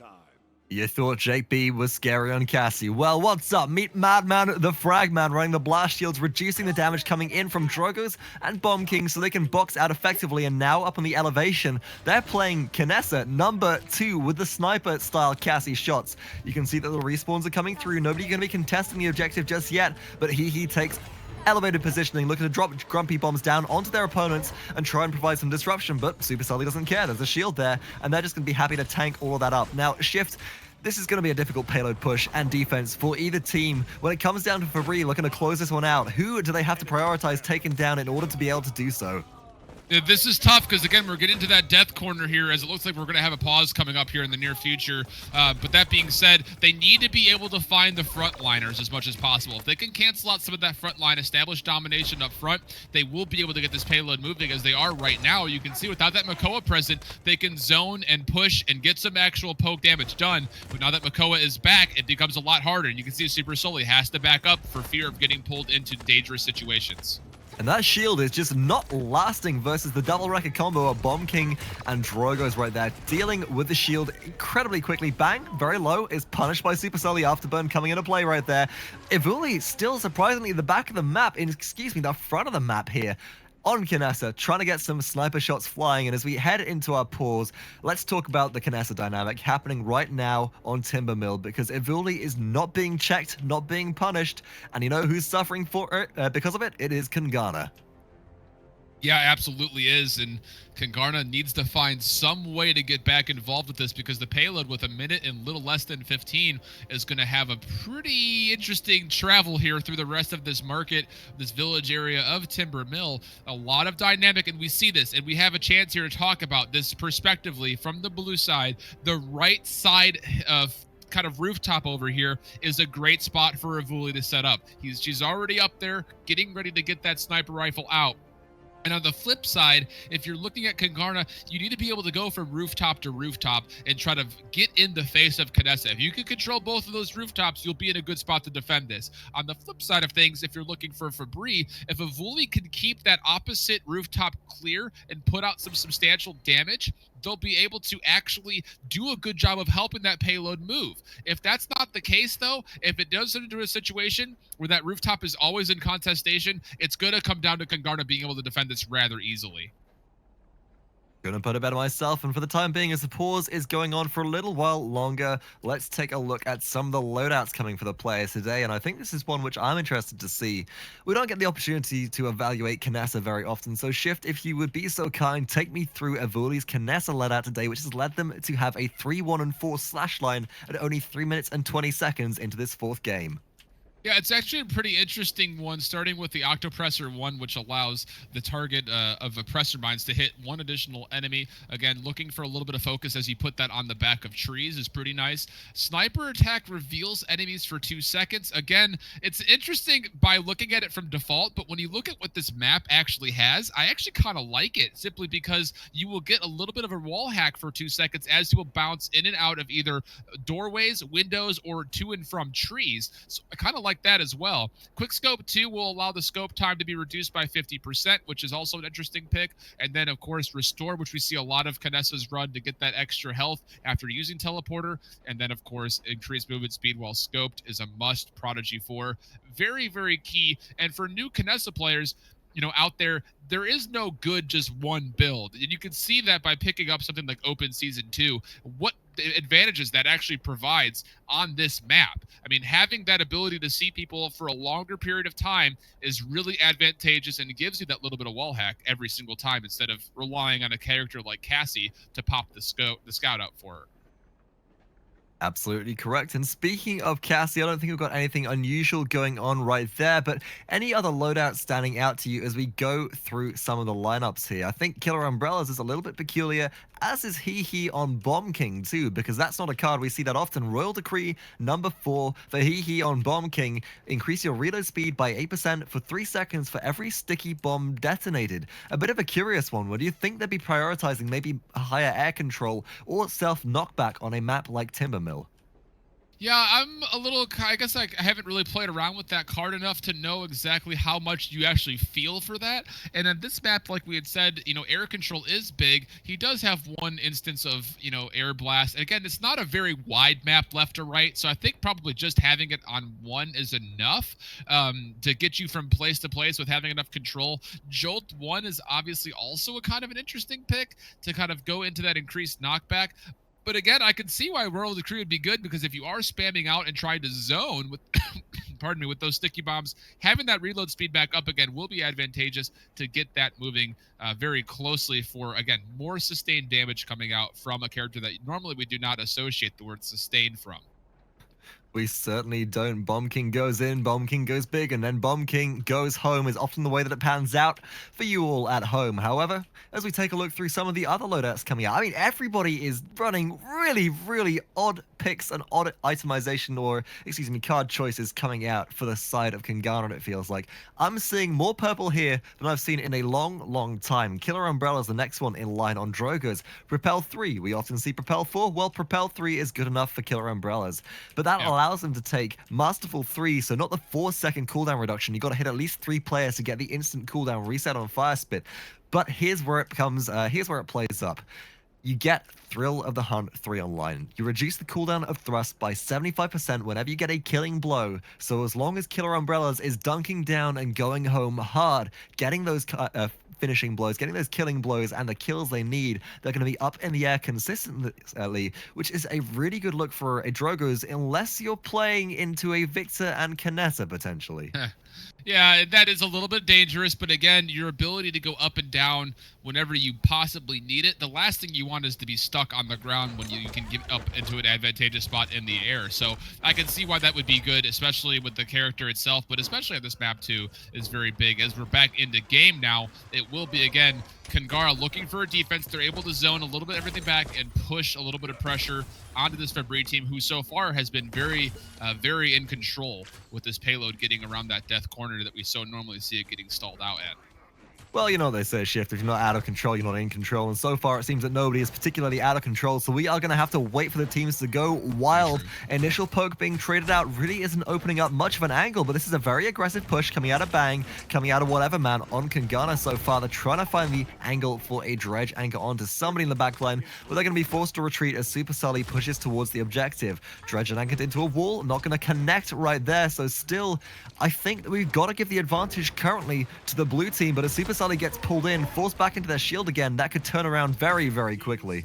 Yeah, the thing too about the position that Kungarna is in is the fact that if you do miss a hook, it's not the end of the world. You're still in a position to where you can wait and still focus a little bit of pressure onto this main area of the payload and then wait for another dredge anchor to come up, which is exactly what they've done. The problem is Evulli has been able to get a lot of key shots down and no one's been able to really counter it. So the reverse poke happening on the favor of FeBrii with this pickup of the Knessa, as we've seen so often. She does so well on this map, and now in overtime the payload is making its final home stretch towards the glory land, and it is going to be respawns coming out kind of staggered before Kungarna can get here to contest. It's not a great look for Kungarna right now. That was just Ancient Rage used seconds ago on the objective. We're going to see Supersully very low, dredged into their doom. Whateverman on the respawn should be good enough. Up in the air though, JAKEB is forced to use their accursed arm, but Evulli takes them out. Double kill for the sniper so far. Potentially the triple kill. No, that one go to PowTecH, and now there's nobody alive for Kungarna on the defense. They're waiting on the respawns to have somebody to contest this objective. I didn't see this one coming. I don't think anybody from Kungarna did, but poor ultimate trigger discipline coming out of whateverman previously has led them to be at a disadvantage.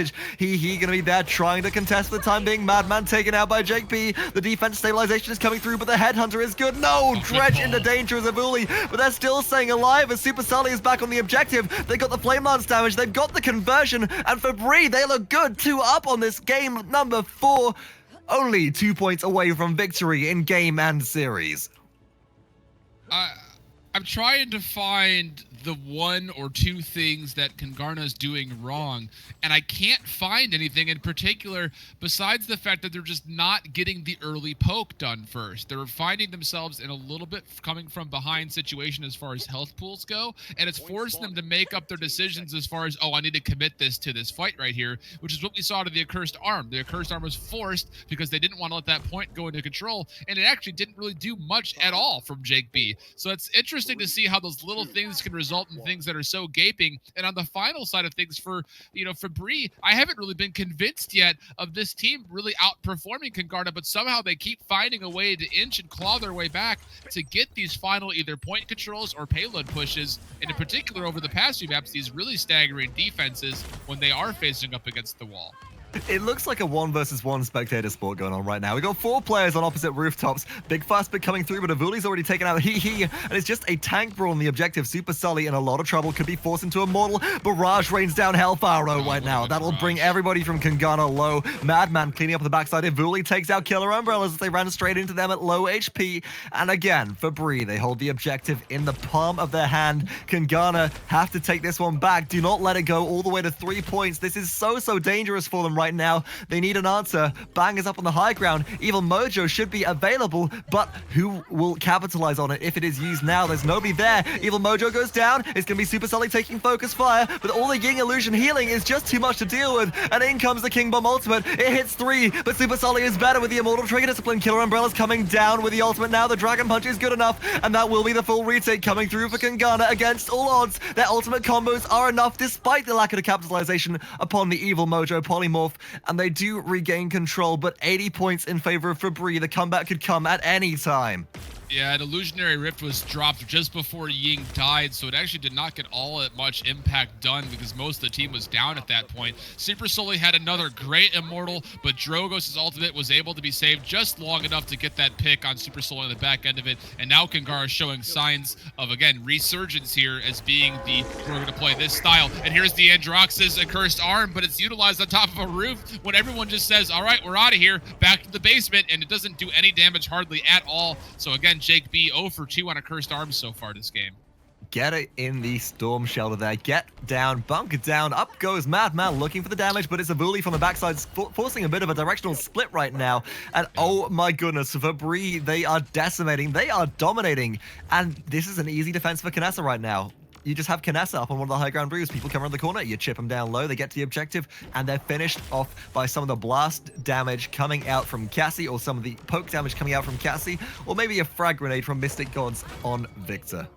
Yeah, and I think a lot of this is the squishy battle happening here is just so much, at least it has been, in favor of FeBrii, that it's been odd man situations with no damage for Kungarna, as things are changing here, though PowTecH doing a really good job of putting in some damage here as the Ying, which you don't normally see, and it's going to leave whateverman essentially by himself, and he's trying to stay away from the poke that Evulli is so committed to putting onto him with that sniper rifle from a distance. And again, these suppressor mines are doing a lot of work too. It's really taxing to have them be slowing as much as they are right now, especially for Bang, who's trying to get in there as Pip.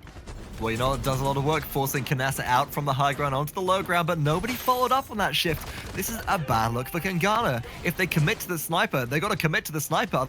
Otherwise, she keeps on dishing out damage. That's exactly what Evulli will be doing, but JAKEB does get the shutdown kill. Now advantage to Kungarna just in terms of numbers. The damage coming in onto PowTecH. Somebody's got to finish them off around the corner as Ying is still alive. Will it be JAKEB? No, PowTecH takes them clean out. Hooked into danger, shut down by whateverman. It's a good look for Kungarna, but they have lost a key player on their team so far. It's up to killerumbrellas now pushing out as Drogos to keep up the focus fire. The fire spit damage should be connecting now onto MystiXGoDZ, but the kill won't be coming through for them. It will be Evulli cleaning up on the backside, and once again with Supersully respawning on Fernando, that's enough to stabilize. This will be 3-1 in favor of FeBrii. Match point, set point, tournament point if Kungarna can't get the conversion here, and there's a lot resting on their shoulders.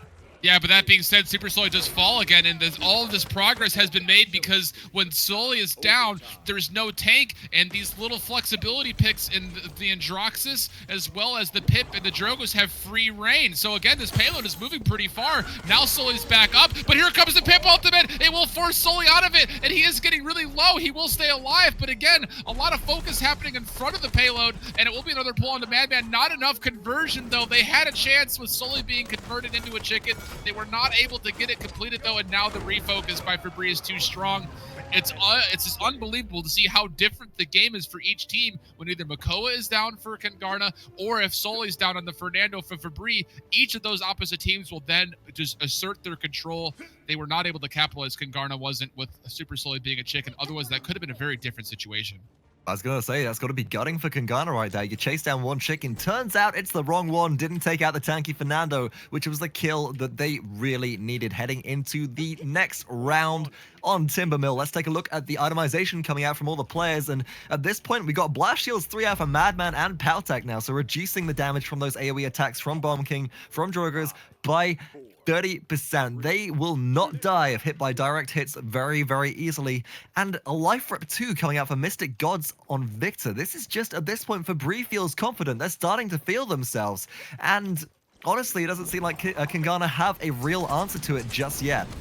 Not quite yet, and it's going to be answered, at least the attempt to answer it, by just going full-on aggression, all in or all not. And right now, all the cards are on the table, and it's going to come down to who can finalize. What a good barrage coming down, though, taking whateverman down to a 3rd HP. Evulli with a triple kill on the back end, cleaning up the aggression. It's just Bang on Pip, and he falls. And even though all of the ultimates were up, for the most part, they're all expended there and at great cost, because this point will be decidedly in control for FeBrii here. Shift never go full aggression. Come on, I thought we talked about this. You cannot go full aggression. Whether it's the itemization or whether it's your play between these two teams that have both picked up that particular play style, it just doesn't work out. But Immortal is down. The Dragon Punch comes through. Supersully will go down to killerumbrellas, and this is the retake that Kungarna really desperately need. Evulli dropping in damage from the skies is the only player left alive for the defending team now of FeBrii, and they go down to killerumbrellas for the double kill, and that will be the retake coming through. 74 in favor of FeBrii, but this one is going resoundingly to Kungarna as JAKEB is just sitting there dismounting with their hit scan revolver.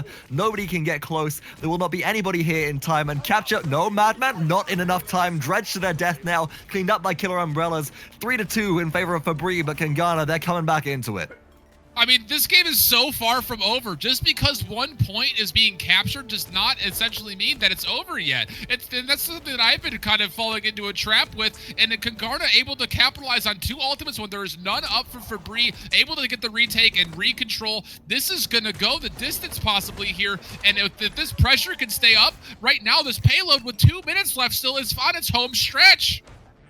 Up in the air is Hi-Rez getting out of the issue as they are being damaged. Supersully back on the objective at full HP is dredged into a lot of damage coming through right here. The shield is up, but look how quickly that falls. The Wrecker pickups now at Wrecker 2 for 2 players on the side of Kungarna really coming into play. Evulli takes the high ground. They have the line of sight to deal a lot of damage, but the players from Kungarna are wisely staying out of that direct line of sight, electing not to have half their health chunked out in just an instant. JAKEB trading a little bit with Evulli, not really a position you want to be in there with a sniper with Androxus having the fall off that they do, but still JAKEB just doesn't care. They push in forwards. Whateverman pulls Supersully to their doom. JAKEB, that's that kill, and now the payload will advance once again. You have to get full HP right here if you're Kungarna. You have the advantage. The payload should be moving. Evulli does take out killerumbrellas though, which is huge. But again, the domination on the left side of this map, respectively. Evulli with the headhunter counter on JAKEB, able to finish 2 pitfalls as well. Whateverman's on the payload, but Sully's back up, and he's gonna win that box as again the flame lance is melting through him. Wow, Evulli so big for his team. That could have gone either way, and if Evulli does not get that triple kill right there, I think Kungarna pushes that up that last ramp and possibly into the final point.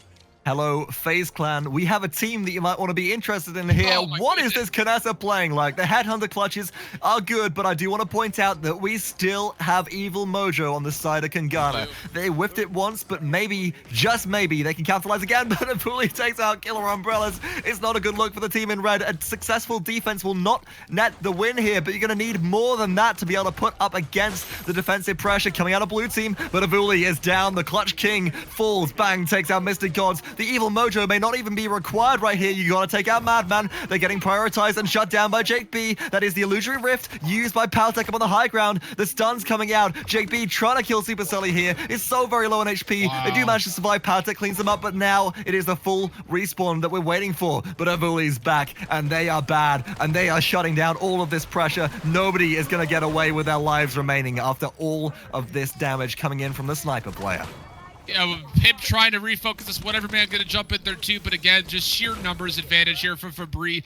Oh my goodness, I am out of my seat, yelling at my computer screen, and if you're not doing the same thing, you might not be alive. I'm in my seat.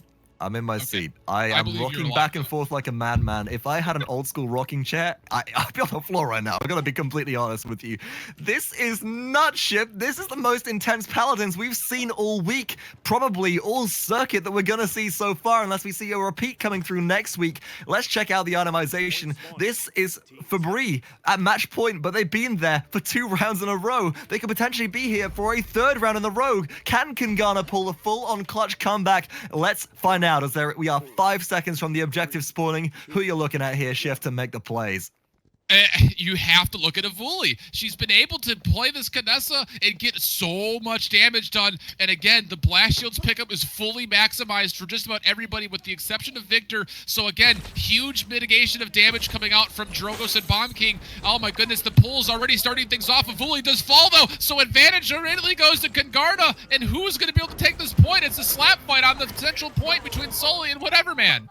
Well, it's a slap fight, but we do have Makoa having the advantage. The heal comes through from Pip, and Bang takes out Supersully. Now the elevation advantage. Hi-Rez cleans things up, saying, I am the player that belongs up here. This is my home. They're going to poppy bomb back to safety for the time being. Back onto the objective, but 50% and rising for the red team. This is the retake we were waiting for right here from Kungarna to hold their ground, but as Madman takes out JAKEB, they've lost one of their damage dealers. The polymorph though on a Supersully. Perfect use of that ultimate, shuts down all aggression. Nice disengage into the air, away from that barrage, keeping everybody alive. Whateverman uses H and Rage to survive. Evulli picks up 2, but dredged down to the low ground. You gotta shut them down here, but they do get out. Takes out killerumbrellas as well, up on the high ground. Takes out Whateverman as well. Can they slay Bang? Evulli takes out Bang as well. This is it for FeBrii, at 90 points in favor of Kungarna. Go for the full-on retake, and I cannot believe my eyes. I cannot believe what's happening right here. FeBrii playing up, Kungarna playing up, but there can only be one victor, and the last few seconds of this game could decide it all for this week. And a cursed arm was used in desperation, trying to find a couple of burst damage kills. It's not going to be up. And actually, MystiXGoDZ jumps right in front of that Drogo's ult. The Bomb King ult will be mitigated out by the Immortal. And it's just all damage on the point. This is where it ends. Oh my god, it's enough from Hi-Rez as they slay one. Can they find the second one on the PowTecH? PowTecH about to go down, bound to go down, shut down by JAKEB with a double kill. And Kungarna clutch it through. They get the objective capture and equalize to 3-3. If they get the conversion, this set is going to game 5, baby. But if it's a successful defense by the side of FeBrii, it's another nail-biter capture objective. And I just don't know which way the one this is going to go. It is all up in the air right now. And speaking up in the air, killerumbrellas taking a lot of poke from Evulli. You got to be careful your lines of sight right there. Good grief. I think the adrenaline's probably getting to him a little bit. He's looking to make big plays. He's got to realize that Evulli is still doing tons of damage. Supersully able to get that kill, but if he falls here, again, like we've seen, he will fall. Without having a tank here, FeBrii is a totally different team, especially if Madman gets converted on. He's able to dodge roll away, but it will not matter. And again, now it is an even spread. 3-on-3 is the little total of numbers advantage at the moment. And as we round this corner, we need Sully to get up. If you're FeBrii, he needs to get there to contest this payload push. Otherwise, it's going to keep moving its way through this village. But still, somebody has to deal with Evulli. It's gonna be Hi-Rez throwing the lob shots across the map for the time being. Sully has a grumpy bomb behind them. The shield is down already. Dredged into the stun. They should be shot down, running away with their life. Oh, it's just too late. Hi-Rez takes them down, and now look at killerumbrellas in the back line. Putting a lot of pressure out. In comes the dredge anchor once again. It's on a PowTecH who will disengage. Can Evulli find the clutch snipes? I don't think so. Not with Bomb King there. They disengage onto the objective. They're going to keep it stabilized. Back comes Supersully, keeping the rest of the team alive. The shield protecting them from all the damage. Evulli takes out Hi-Rez in mid-air as well. And the stabilization play comes through with the payload practically touching the conversion point. This is just such high stakes Paladins, but be careful where you push. If there's a Poppy Bomb King coming over the top, that could very, very easily be backdoor conversion.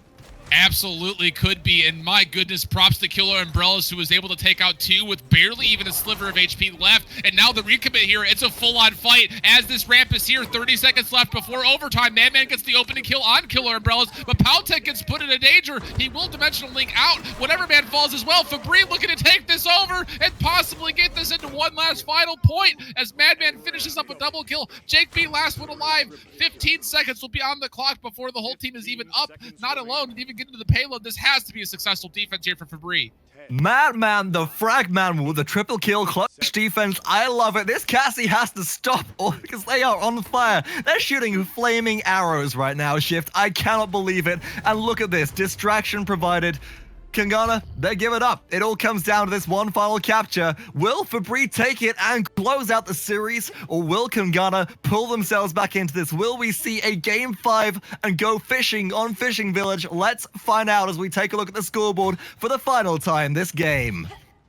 4 veterans now coming out for the side of Kungarna. I like that pickup just because if things do not go your way early in this first team fight, you can just back up, run away, get back to full HP quicker, and then get back into that fight and re-engage it when terms are more in your favor. That being said, ultimates on the board. Just about everything for Kungarna with the exception of King Bomb. And on the flip side, Victor will have that barrage and Fernando will have Immortal up. And of course, Scout will be able to get that up as well in case they choose to use that for the early initiation or the possible chase at the back end of this fight.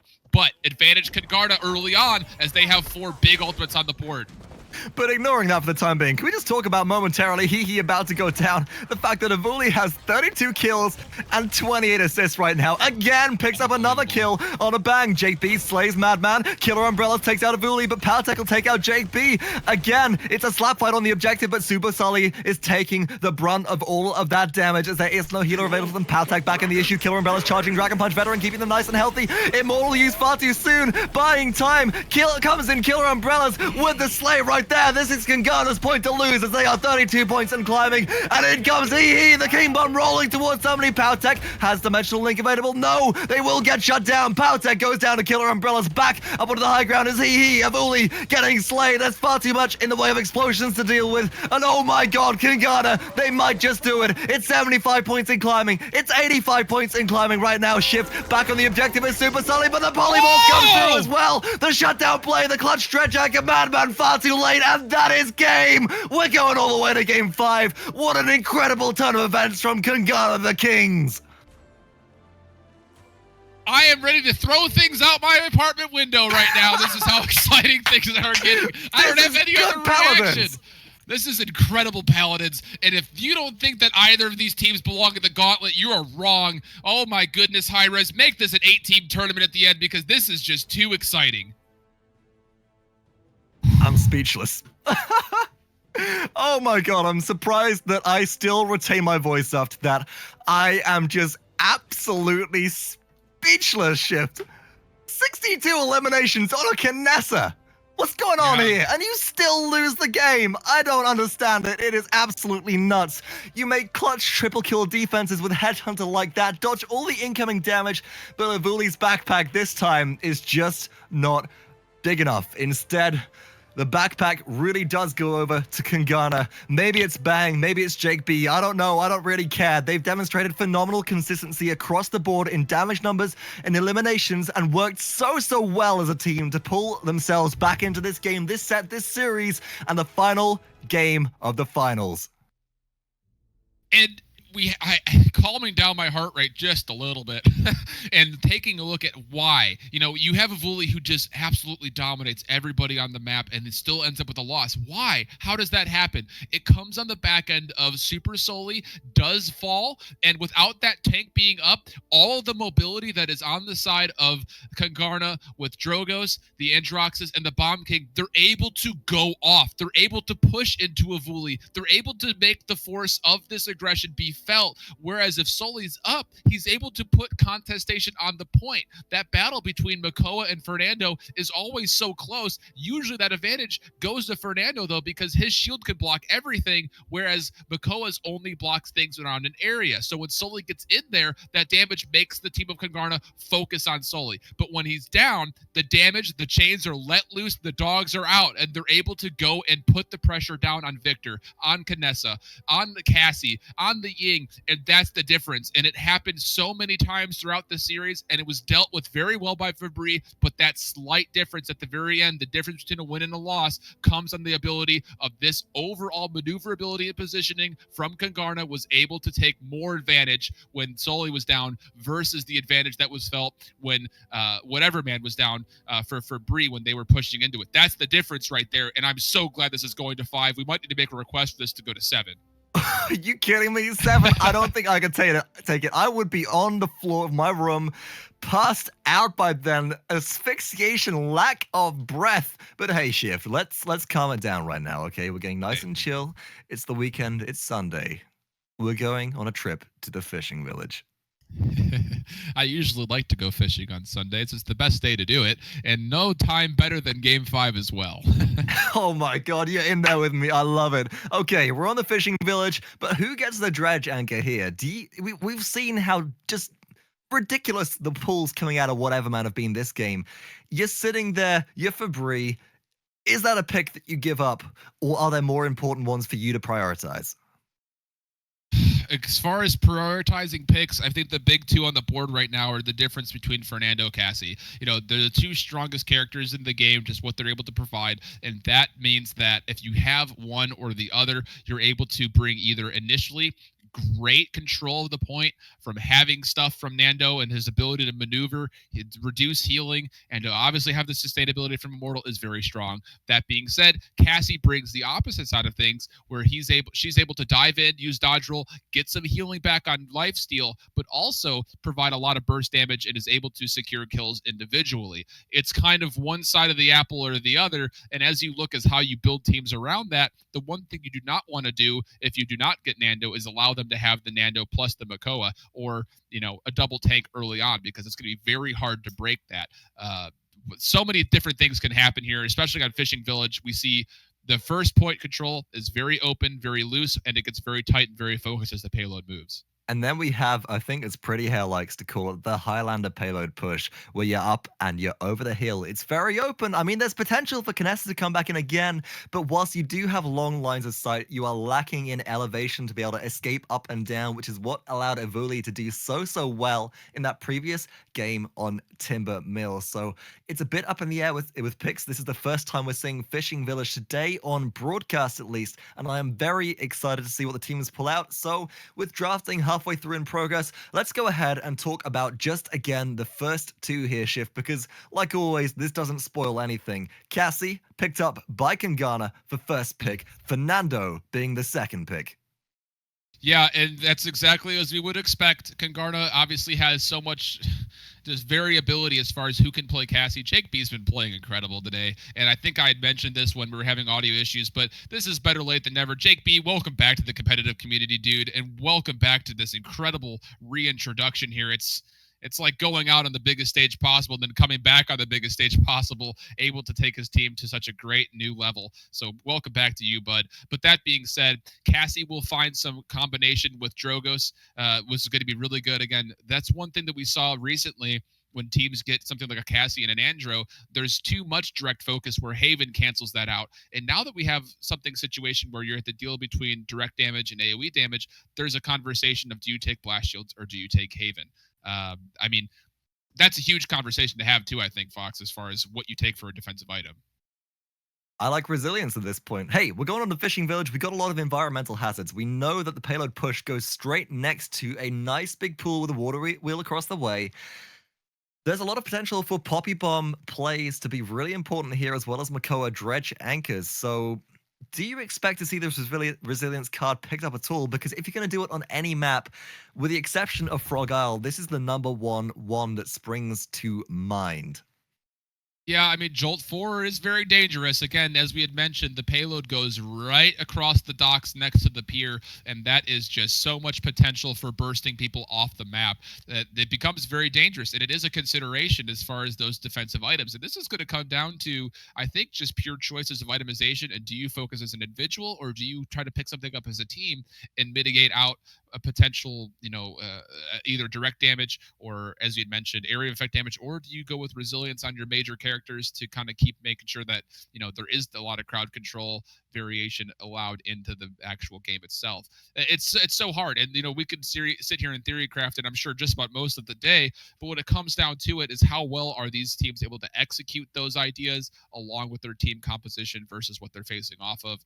It's going to be an intense game 5, and so far with these picks, there's a lot of fluctuation that can go from both sides of the spectrum, whether it's damage or defense. I'm calling it 4-0 sweep 6-minute game. I don't know who for, but after that last game, I don't think we're going to top game 4. But if we do, I am going to be actually screaming. If you just hear noise coming from my microphone, take over, mute me, because I'm sort of sitting on the ground, clutching at my chest, going, I can't believe this. I can't believe this right now. But as we go further into the draft, we are on picks number 8 and 9. Kungarna have selected 3 champions to their side for FeBrii, with 4 waiting to pick that last pick as soon as Kungarna do go through. And I just want to say a huge thank you to everybody that's turned up today to watch this tournament. It's been long in the making. In fact, Dave, in my ear, if you could let me know the live time, I'd be very, very grateful. And whilst we did have some delays earlier on, 8 hours and 40 minutes. We very well may well past 9 hours of live time so far. It's pretty incredible. But the amount of support which the Paladin scene has shown by, well, showing up, by being in Twitch chat, by cheering your hearts out for your favorite teams has been unforgettable. And I can't wait to do it all again next week. It's so humbling. We're not going to be able to get enough action with competitive Paladins, I think, throughout the rest of the week. I don't want to wait till Friday. Are you kidding me? Chip, what's going on in the international scene? When does that all break down? Because if I'm not mistaken, actually, we have Oceania going on. Is that tomorrow? Tonight. Yeah, it's tomorrow early morning for North American scene, and then afternoon for everyone in Europe, as they play on Monday nights. For what is their time. So that should be interesting to see. Again, they're running a Pro League circuit of 6 teams that run in the round robin. And for those of you wondering why we're not in game yet, again, we're still waiting on the last couple picks to come through for Heroes before we jump into game. So if you're not getting enough of your fix, there are VODs from Latin America that happened yesterday over at, I think they did it on the Smite LATAM channel. LATAM channel, and then later tonight the Paladins game will be streaming the Oceanic scene, and again that's week 3 for that Pro League of I believe 6 weeks. It is a long circuit, and of course this circuit for Paladins was originally planned to be 6 weeks long due to some issues with the Steam release. It was pushed back, just reduced to 4, but that just means we get more condensed action, right? We get all of this happening in a shorter amount of time. It's like you got concentrate. It's like when you make soup, you need stock, and you either go with liquid stock or you got like those stock cubes and the concentrate, and that's what we've got with Paladins right now. And we appear to have our full draft going on. So before I make any more cooking analogies and make myself so hungry, let's go and check them out. Kungarna on the left-hand side of our draft being first pick, lead with Cassie, and how do they close out, Shift?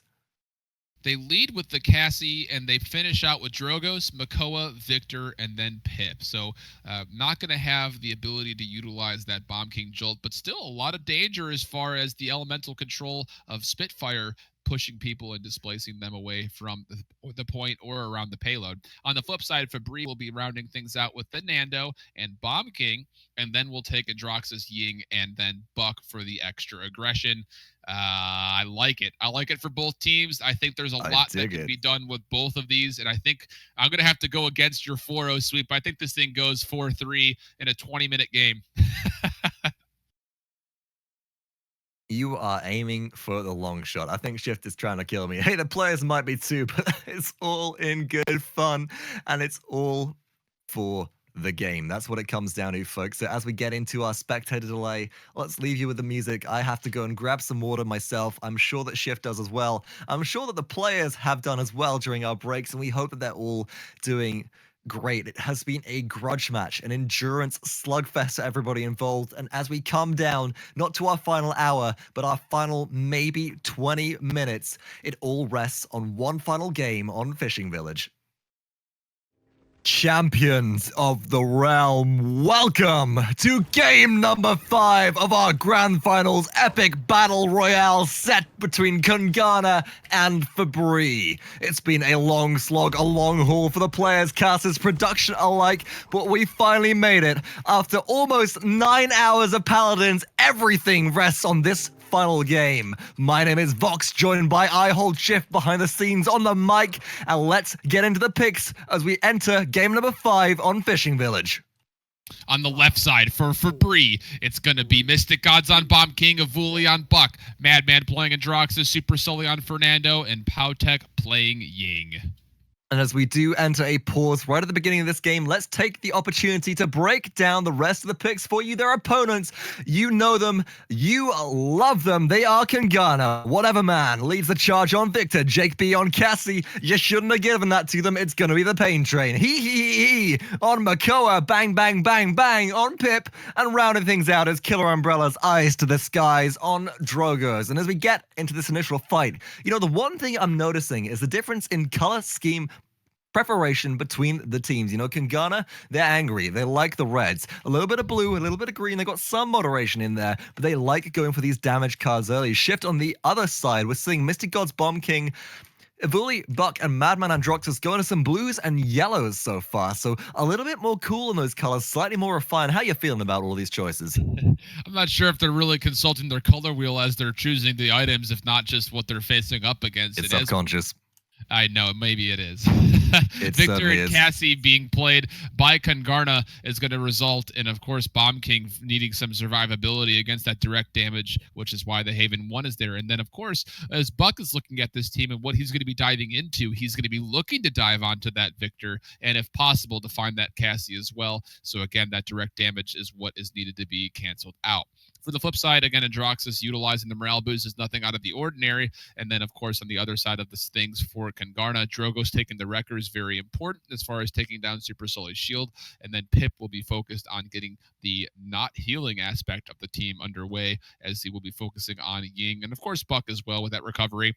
And Cassie also with the distance, no fall off from those arrows, will be taking Wrecker as well. So very standard pickup so far. Both tanks on the map taking Veteran is going to be pretty simple, I think, as far as why we would be doing this right now, why we see these picks.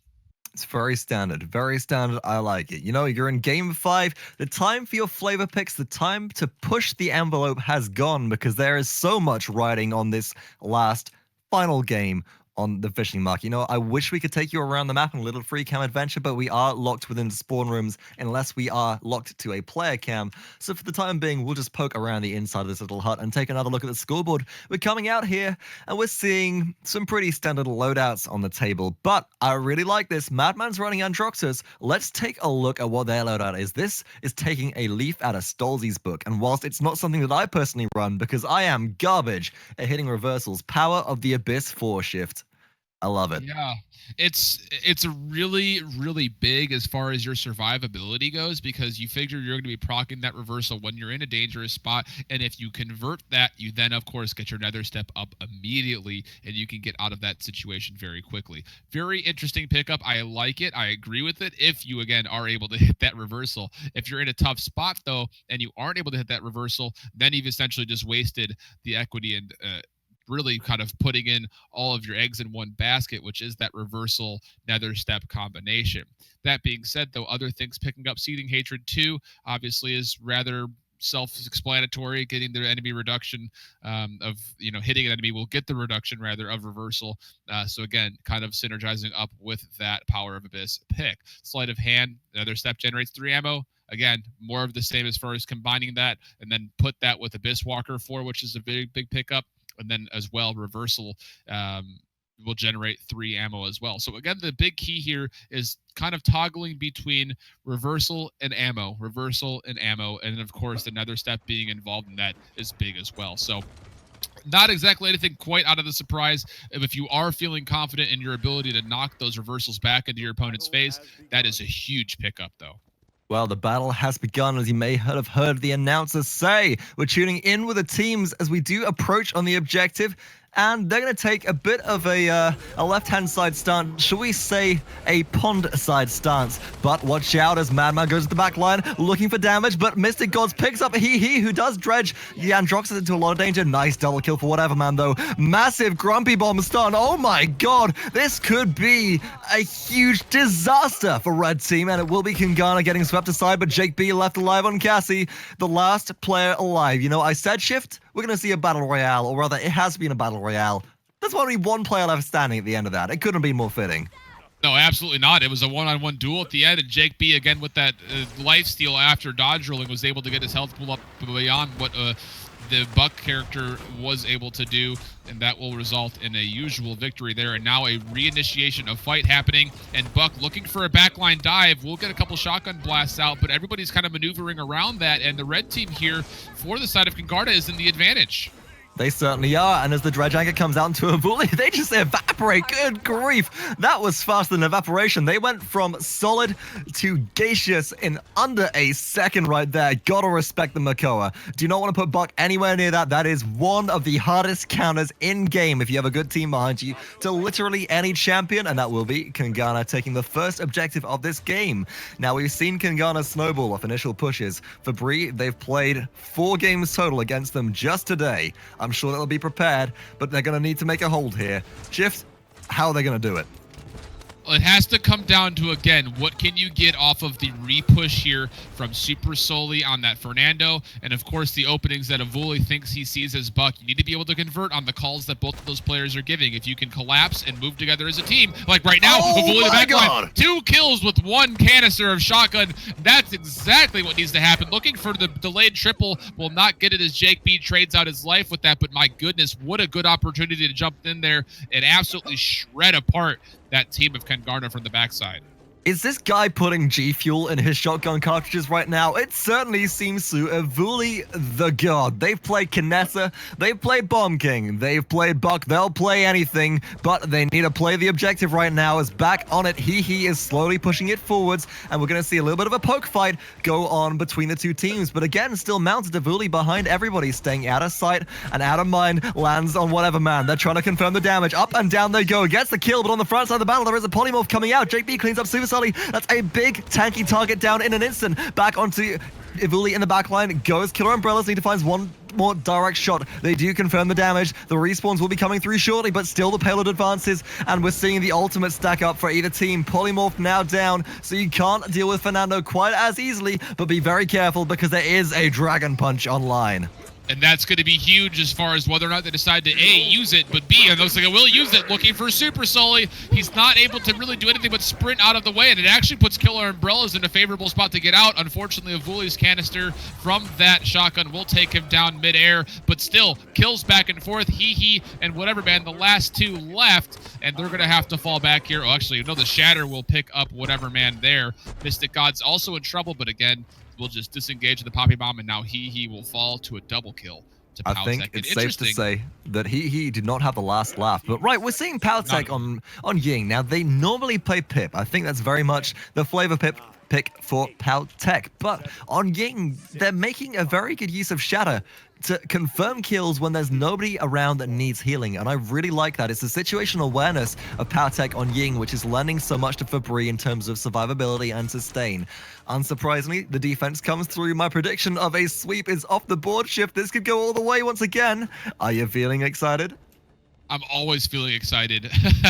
The one thing we did not actually mention, and I actually didn't notice until about a minute into the actual gameplay itself, whateverman is not playing the Makoa he's played all tournament so far. He's actually playing Victor, and he's playing Makoa. So interesting change of roles there, as whateverman has been playing a very solid tournament so far, and I kind of question why, what the thought process was of the change in roles there.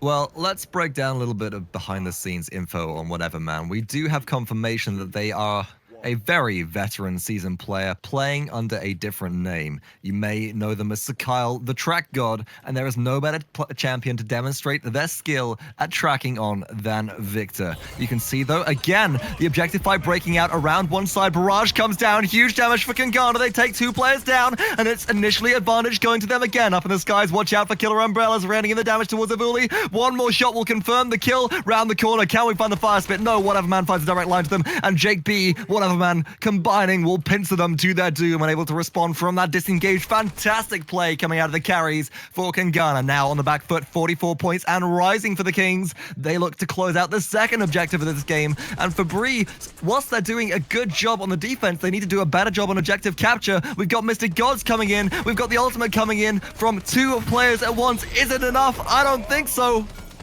Oh, but the Immortal will actually keep the chicken fully alive. I don't think that was planned, but what a good coincidence right there. Evulli is able to dance right back out, and whateverman in a little bit of trouble. Actually, Killer Umbrellas in the backside will get back into Evulli and get one more direct shot to finish that off. And this has been all Kungarna early on, but again, the defense for FeBrii has been very strong, and as we've seen before, they are able to turn things around in the middle and late part of the game as they start getting some of their items online. So it's not even close to over yet, even though it has been two caps in favor of Kungarna. The thing right here for FeBrii is they're actually not choosing to fight this out by the docks, and they're waiting for it to make this final push up this last hill. Although here we go, up and over are three different players, and they're putting a conversion push here. They're just waiting for the payload to be in the perfect spot, and they find it there, able to get a couple of kills and a lot of damage out there, and again forcing Kungarna away from that payload. What an interesting play right there, deciding to wait for that payload to get right to that corner before jumping in.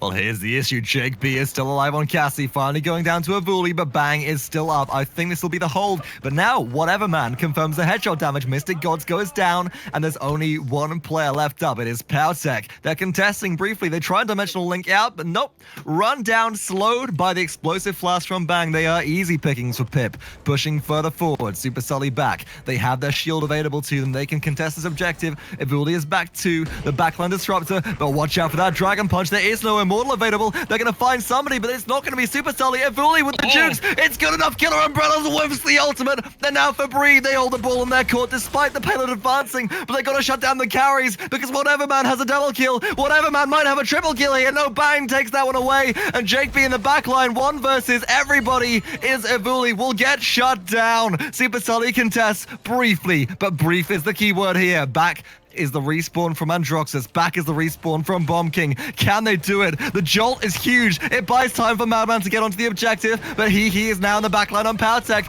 They are in Ancient Rage. No, not in Ancient Rage, but still the damage comes through for Red Team. And with Evulli jumping to the backline, that will be conversion.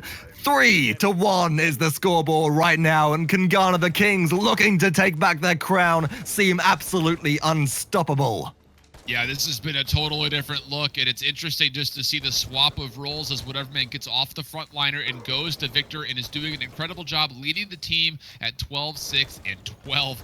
Wow, incredible numbers as that goes. On the flip side, for FeBrii, they just kind of look a little taxed and exhausted right now. They're not playing with a good combination of gameplay. Evulli's had a couple of moments where he's gone in, but again, you can see just how unadvantageous it's been as both him and Androxus have died 10 different times between the two of them, and we're only 9 minutes in. That's a lot of deaths so far. You ain't kidding, and maybe it is the 9-hour tournament fatigue beginning to kick in. Once again, we advance towards the objective. Kungarna, they're taking it twice in a row, gone for conversion. This time it's the flank coming out from blue team.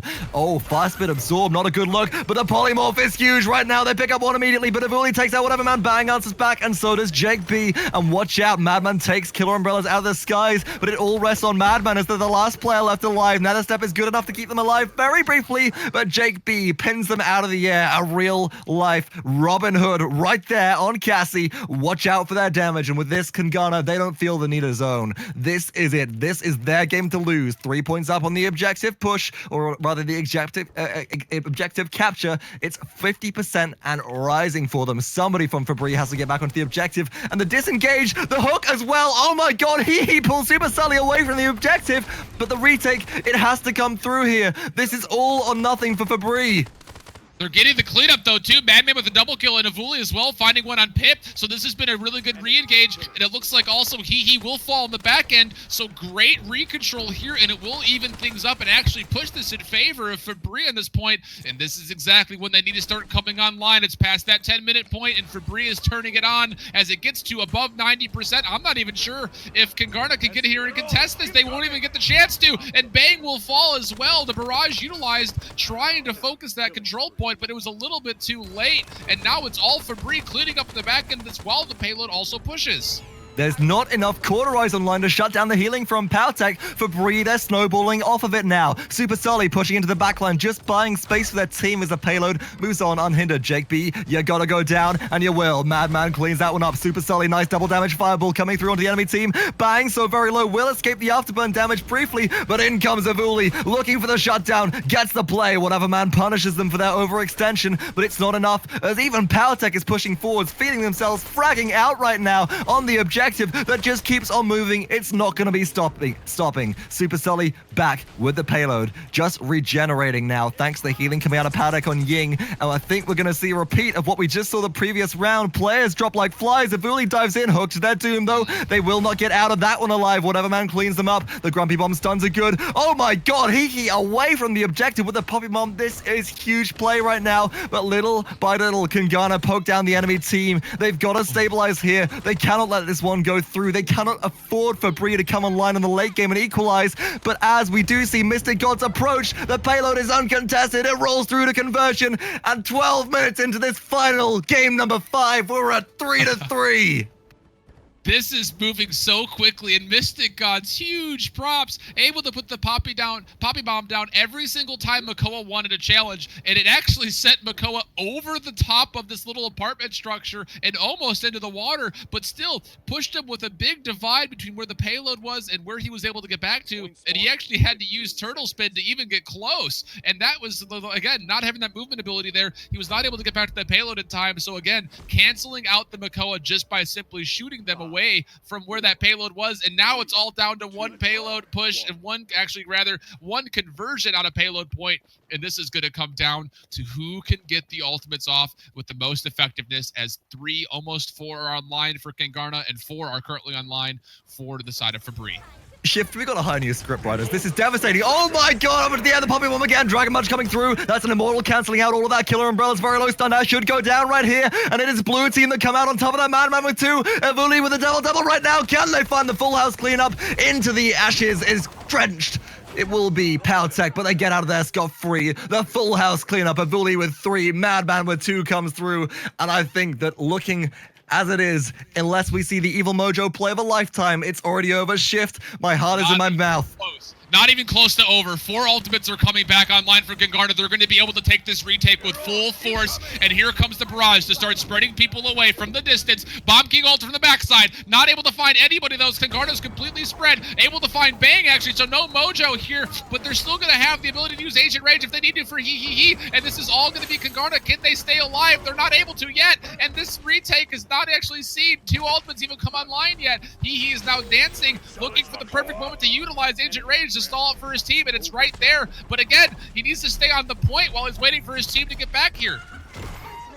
And here it comes, it's a polymorph play out of Bang Bang Bang Bang. They polymorph only 1. It might not be enough. Supersully still full HP on the objective, but players are dying left and right. Nobody's shutting down killer umbrellas, and they have the frag damage. Can they clutch this one out? Madman in the air, staying alive, but Madman goes so low, but off the objective. The diminishing returns on the overtime is good enough, and that will be FeBrii, your Week 3 Challenger Circuit North American champions. It's just so insane to see the choice between what Kungarna just did right there. They said, we're going to force this fight, we're going to push it, we're going to make sure that we're felt, and we're going to make FeBrii utilize all of their ultimates. And they do. They utilize every single ultimate. And Kungarna says, good, let's get back in this and fight this with all of our ultimates and take the retake and possibly then zone for the final engagement. Unfortunately, Pip falls too early in that matchup because, again, Bomb King was able to find King Bomb and blow him up. If that evil mojo would have been there for the first engagement with all those combination of ultimates, we would have seen something different. But regardless, FeBrii coming out on top, taking a dominating stand right now in the standings for points going into Week 4. And this scoreboard is just telling the tale of how close these games really were. I've only got one thing to say, you know, man, and that is GG. Well played. No re. Speaking of the standings, the bracket should be updated for you now, and Shift, the man with the numbers, please. Where do they currently sit, and where especially are our top 4 teams sitting right now in terms of points? Well, the interesting thing here, and I have to give credit to Monster Mel, the mathematician on the back end, hitting me with some information mid-match there as far as where the standings will sit. Unfortunately, for teams such as Ardent and Virtu, the sum will not be able to be accomplished even with a tournament win next week, and if the Dons or FeBrii for some reason do not show up. It's just not enough points there. So at the end of this, we anticipate 205 points for FeBrii and 170 for the Dons, and it's going to come down to those 2 teams next week as far as who the champion will be. Ardent will not be able to get there and make up that ground. Neither will Virtu, who finished in 3rd and 4th respectively.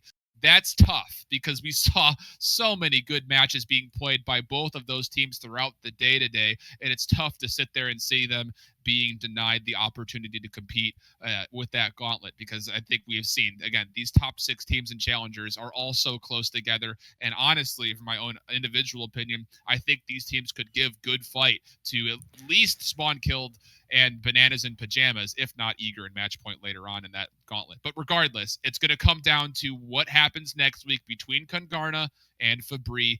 FeBrii in the lead right now with some wiggle room. We got 8 teams going to Hi-Rez Expo in January from all around the world.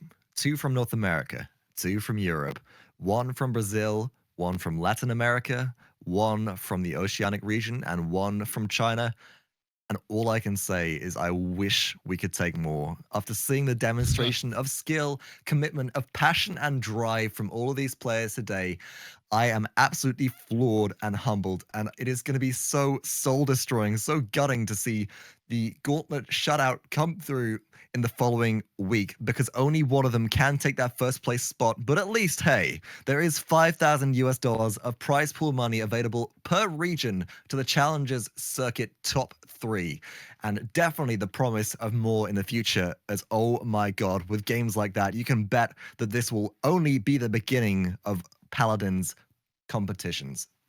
Oh, without a doubt, and the future is looking very bright. And again, you have to give immense respect out to teams like Hi-Rez, the Allison Quins, Virtu, the Dark Blacks, Beacon, all able to come through in these last 3 weeks and put their claim in as far as potentially being a top team in this game, and especially in this particular circuit. It's unfortunate the point system works out that way, and they won't have one last chance to possibly work their way through a gauntlet or a last tournament. It is a shame, but my goodness, those teams have a lot to walk away with all their heads held high, and to make one final statement next week. I really do hope that all of those teams do show up, even though it will be unaccomplishable for them to make up the difference in points. And that will, of course, bring us to the end of this week's champion, champion, I guess we can say, because that's already been broadcast, and Challenger circuits. So thank you all in the audience. Thank you all of our teams for joining us for the Paladins North American Full Challenger Circuit week number 3. We'll be back next Saturday at 9 a.m. EDT, which is 3 p.m. CEST, for the next week of competition, with the last week of the European side of things. And whilst the first place will absolutely go to Basic M, there is nobody who can dethrone them. Second and third are still up in the air, and I cannot wait to see what happens and how the teams show up to perform. Of course, my name is Vox, joined by I Hold Shift and the Paladins World crew of Dave and Kenneth behind the scenes, where the only question we ask is, are you up to the challenge?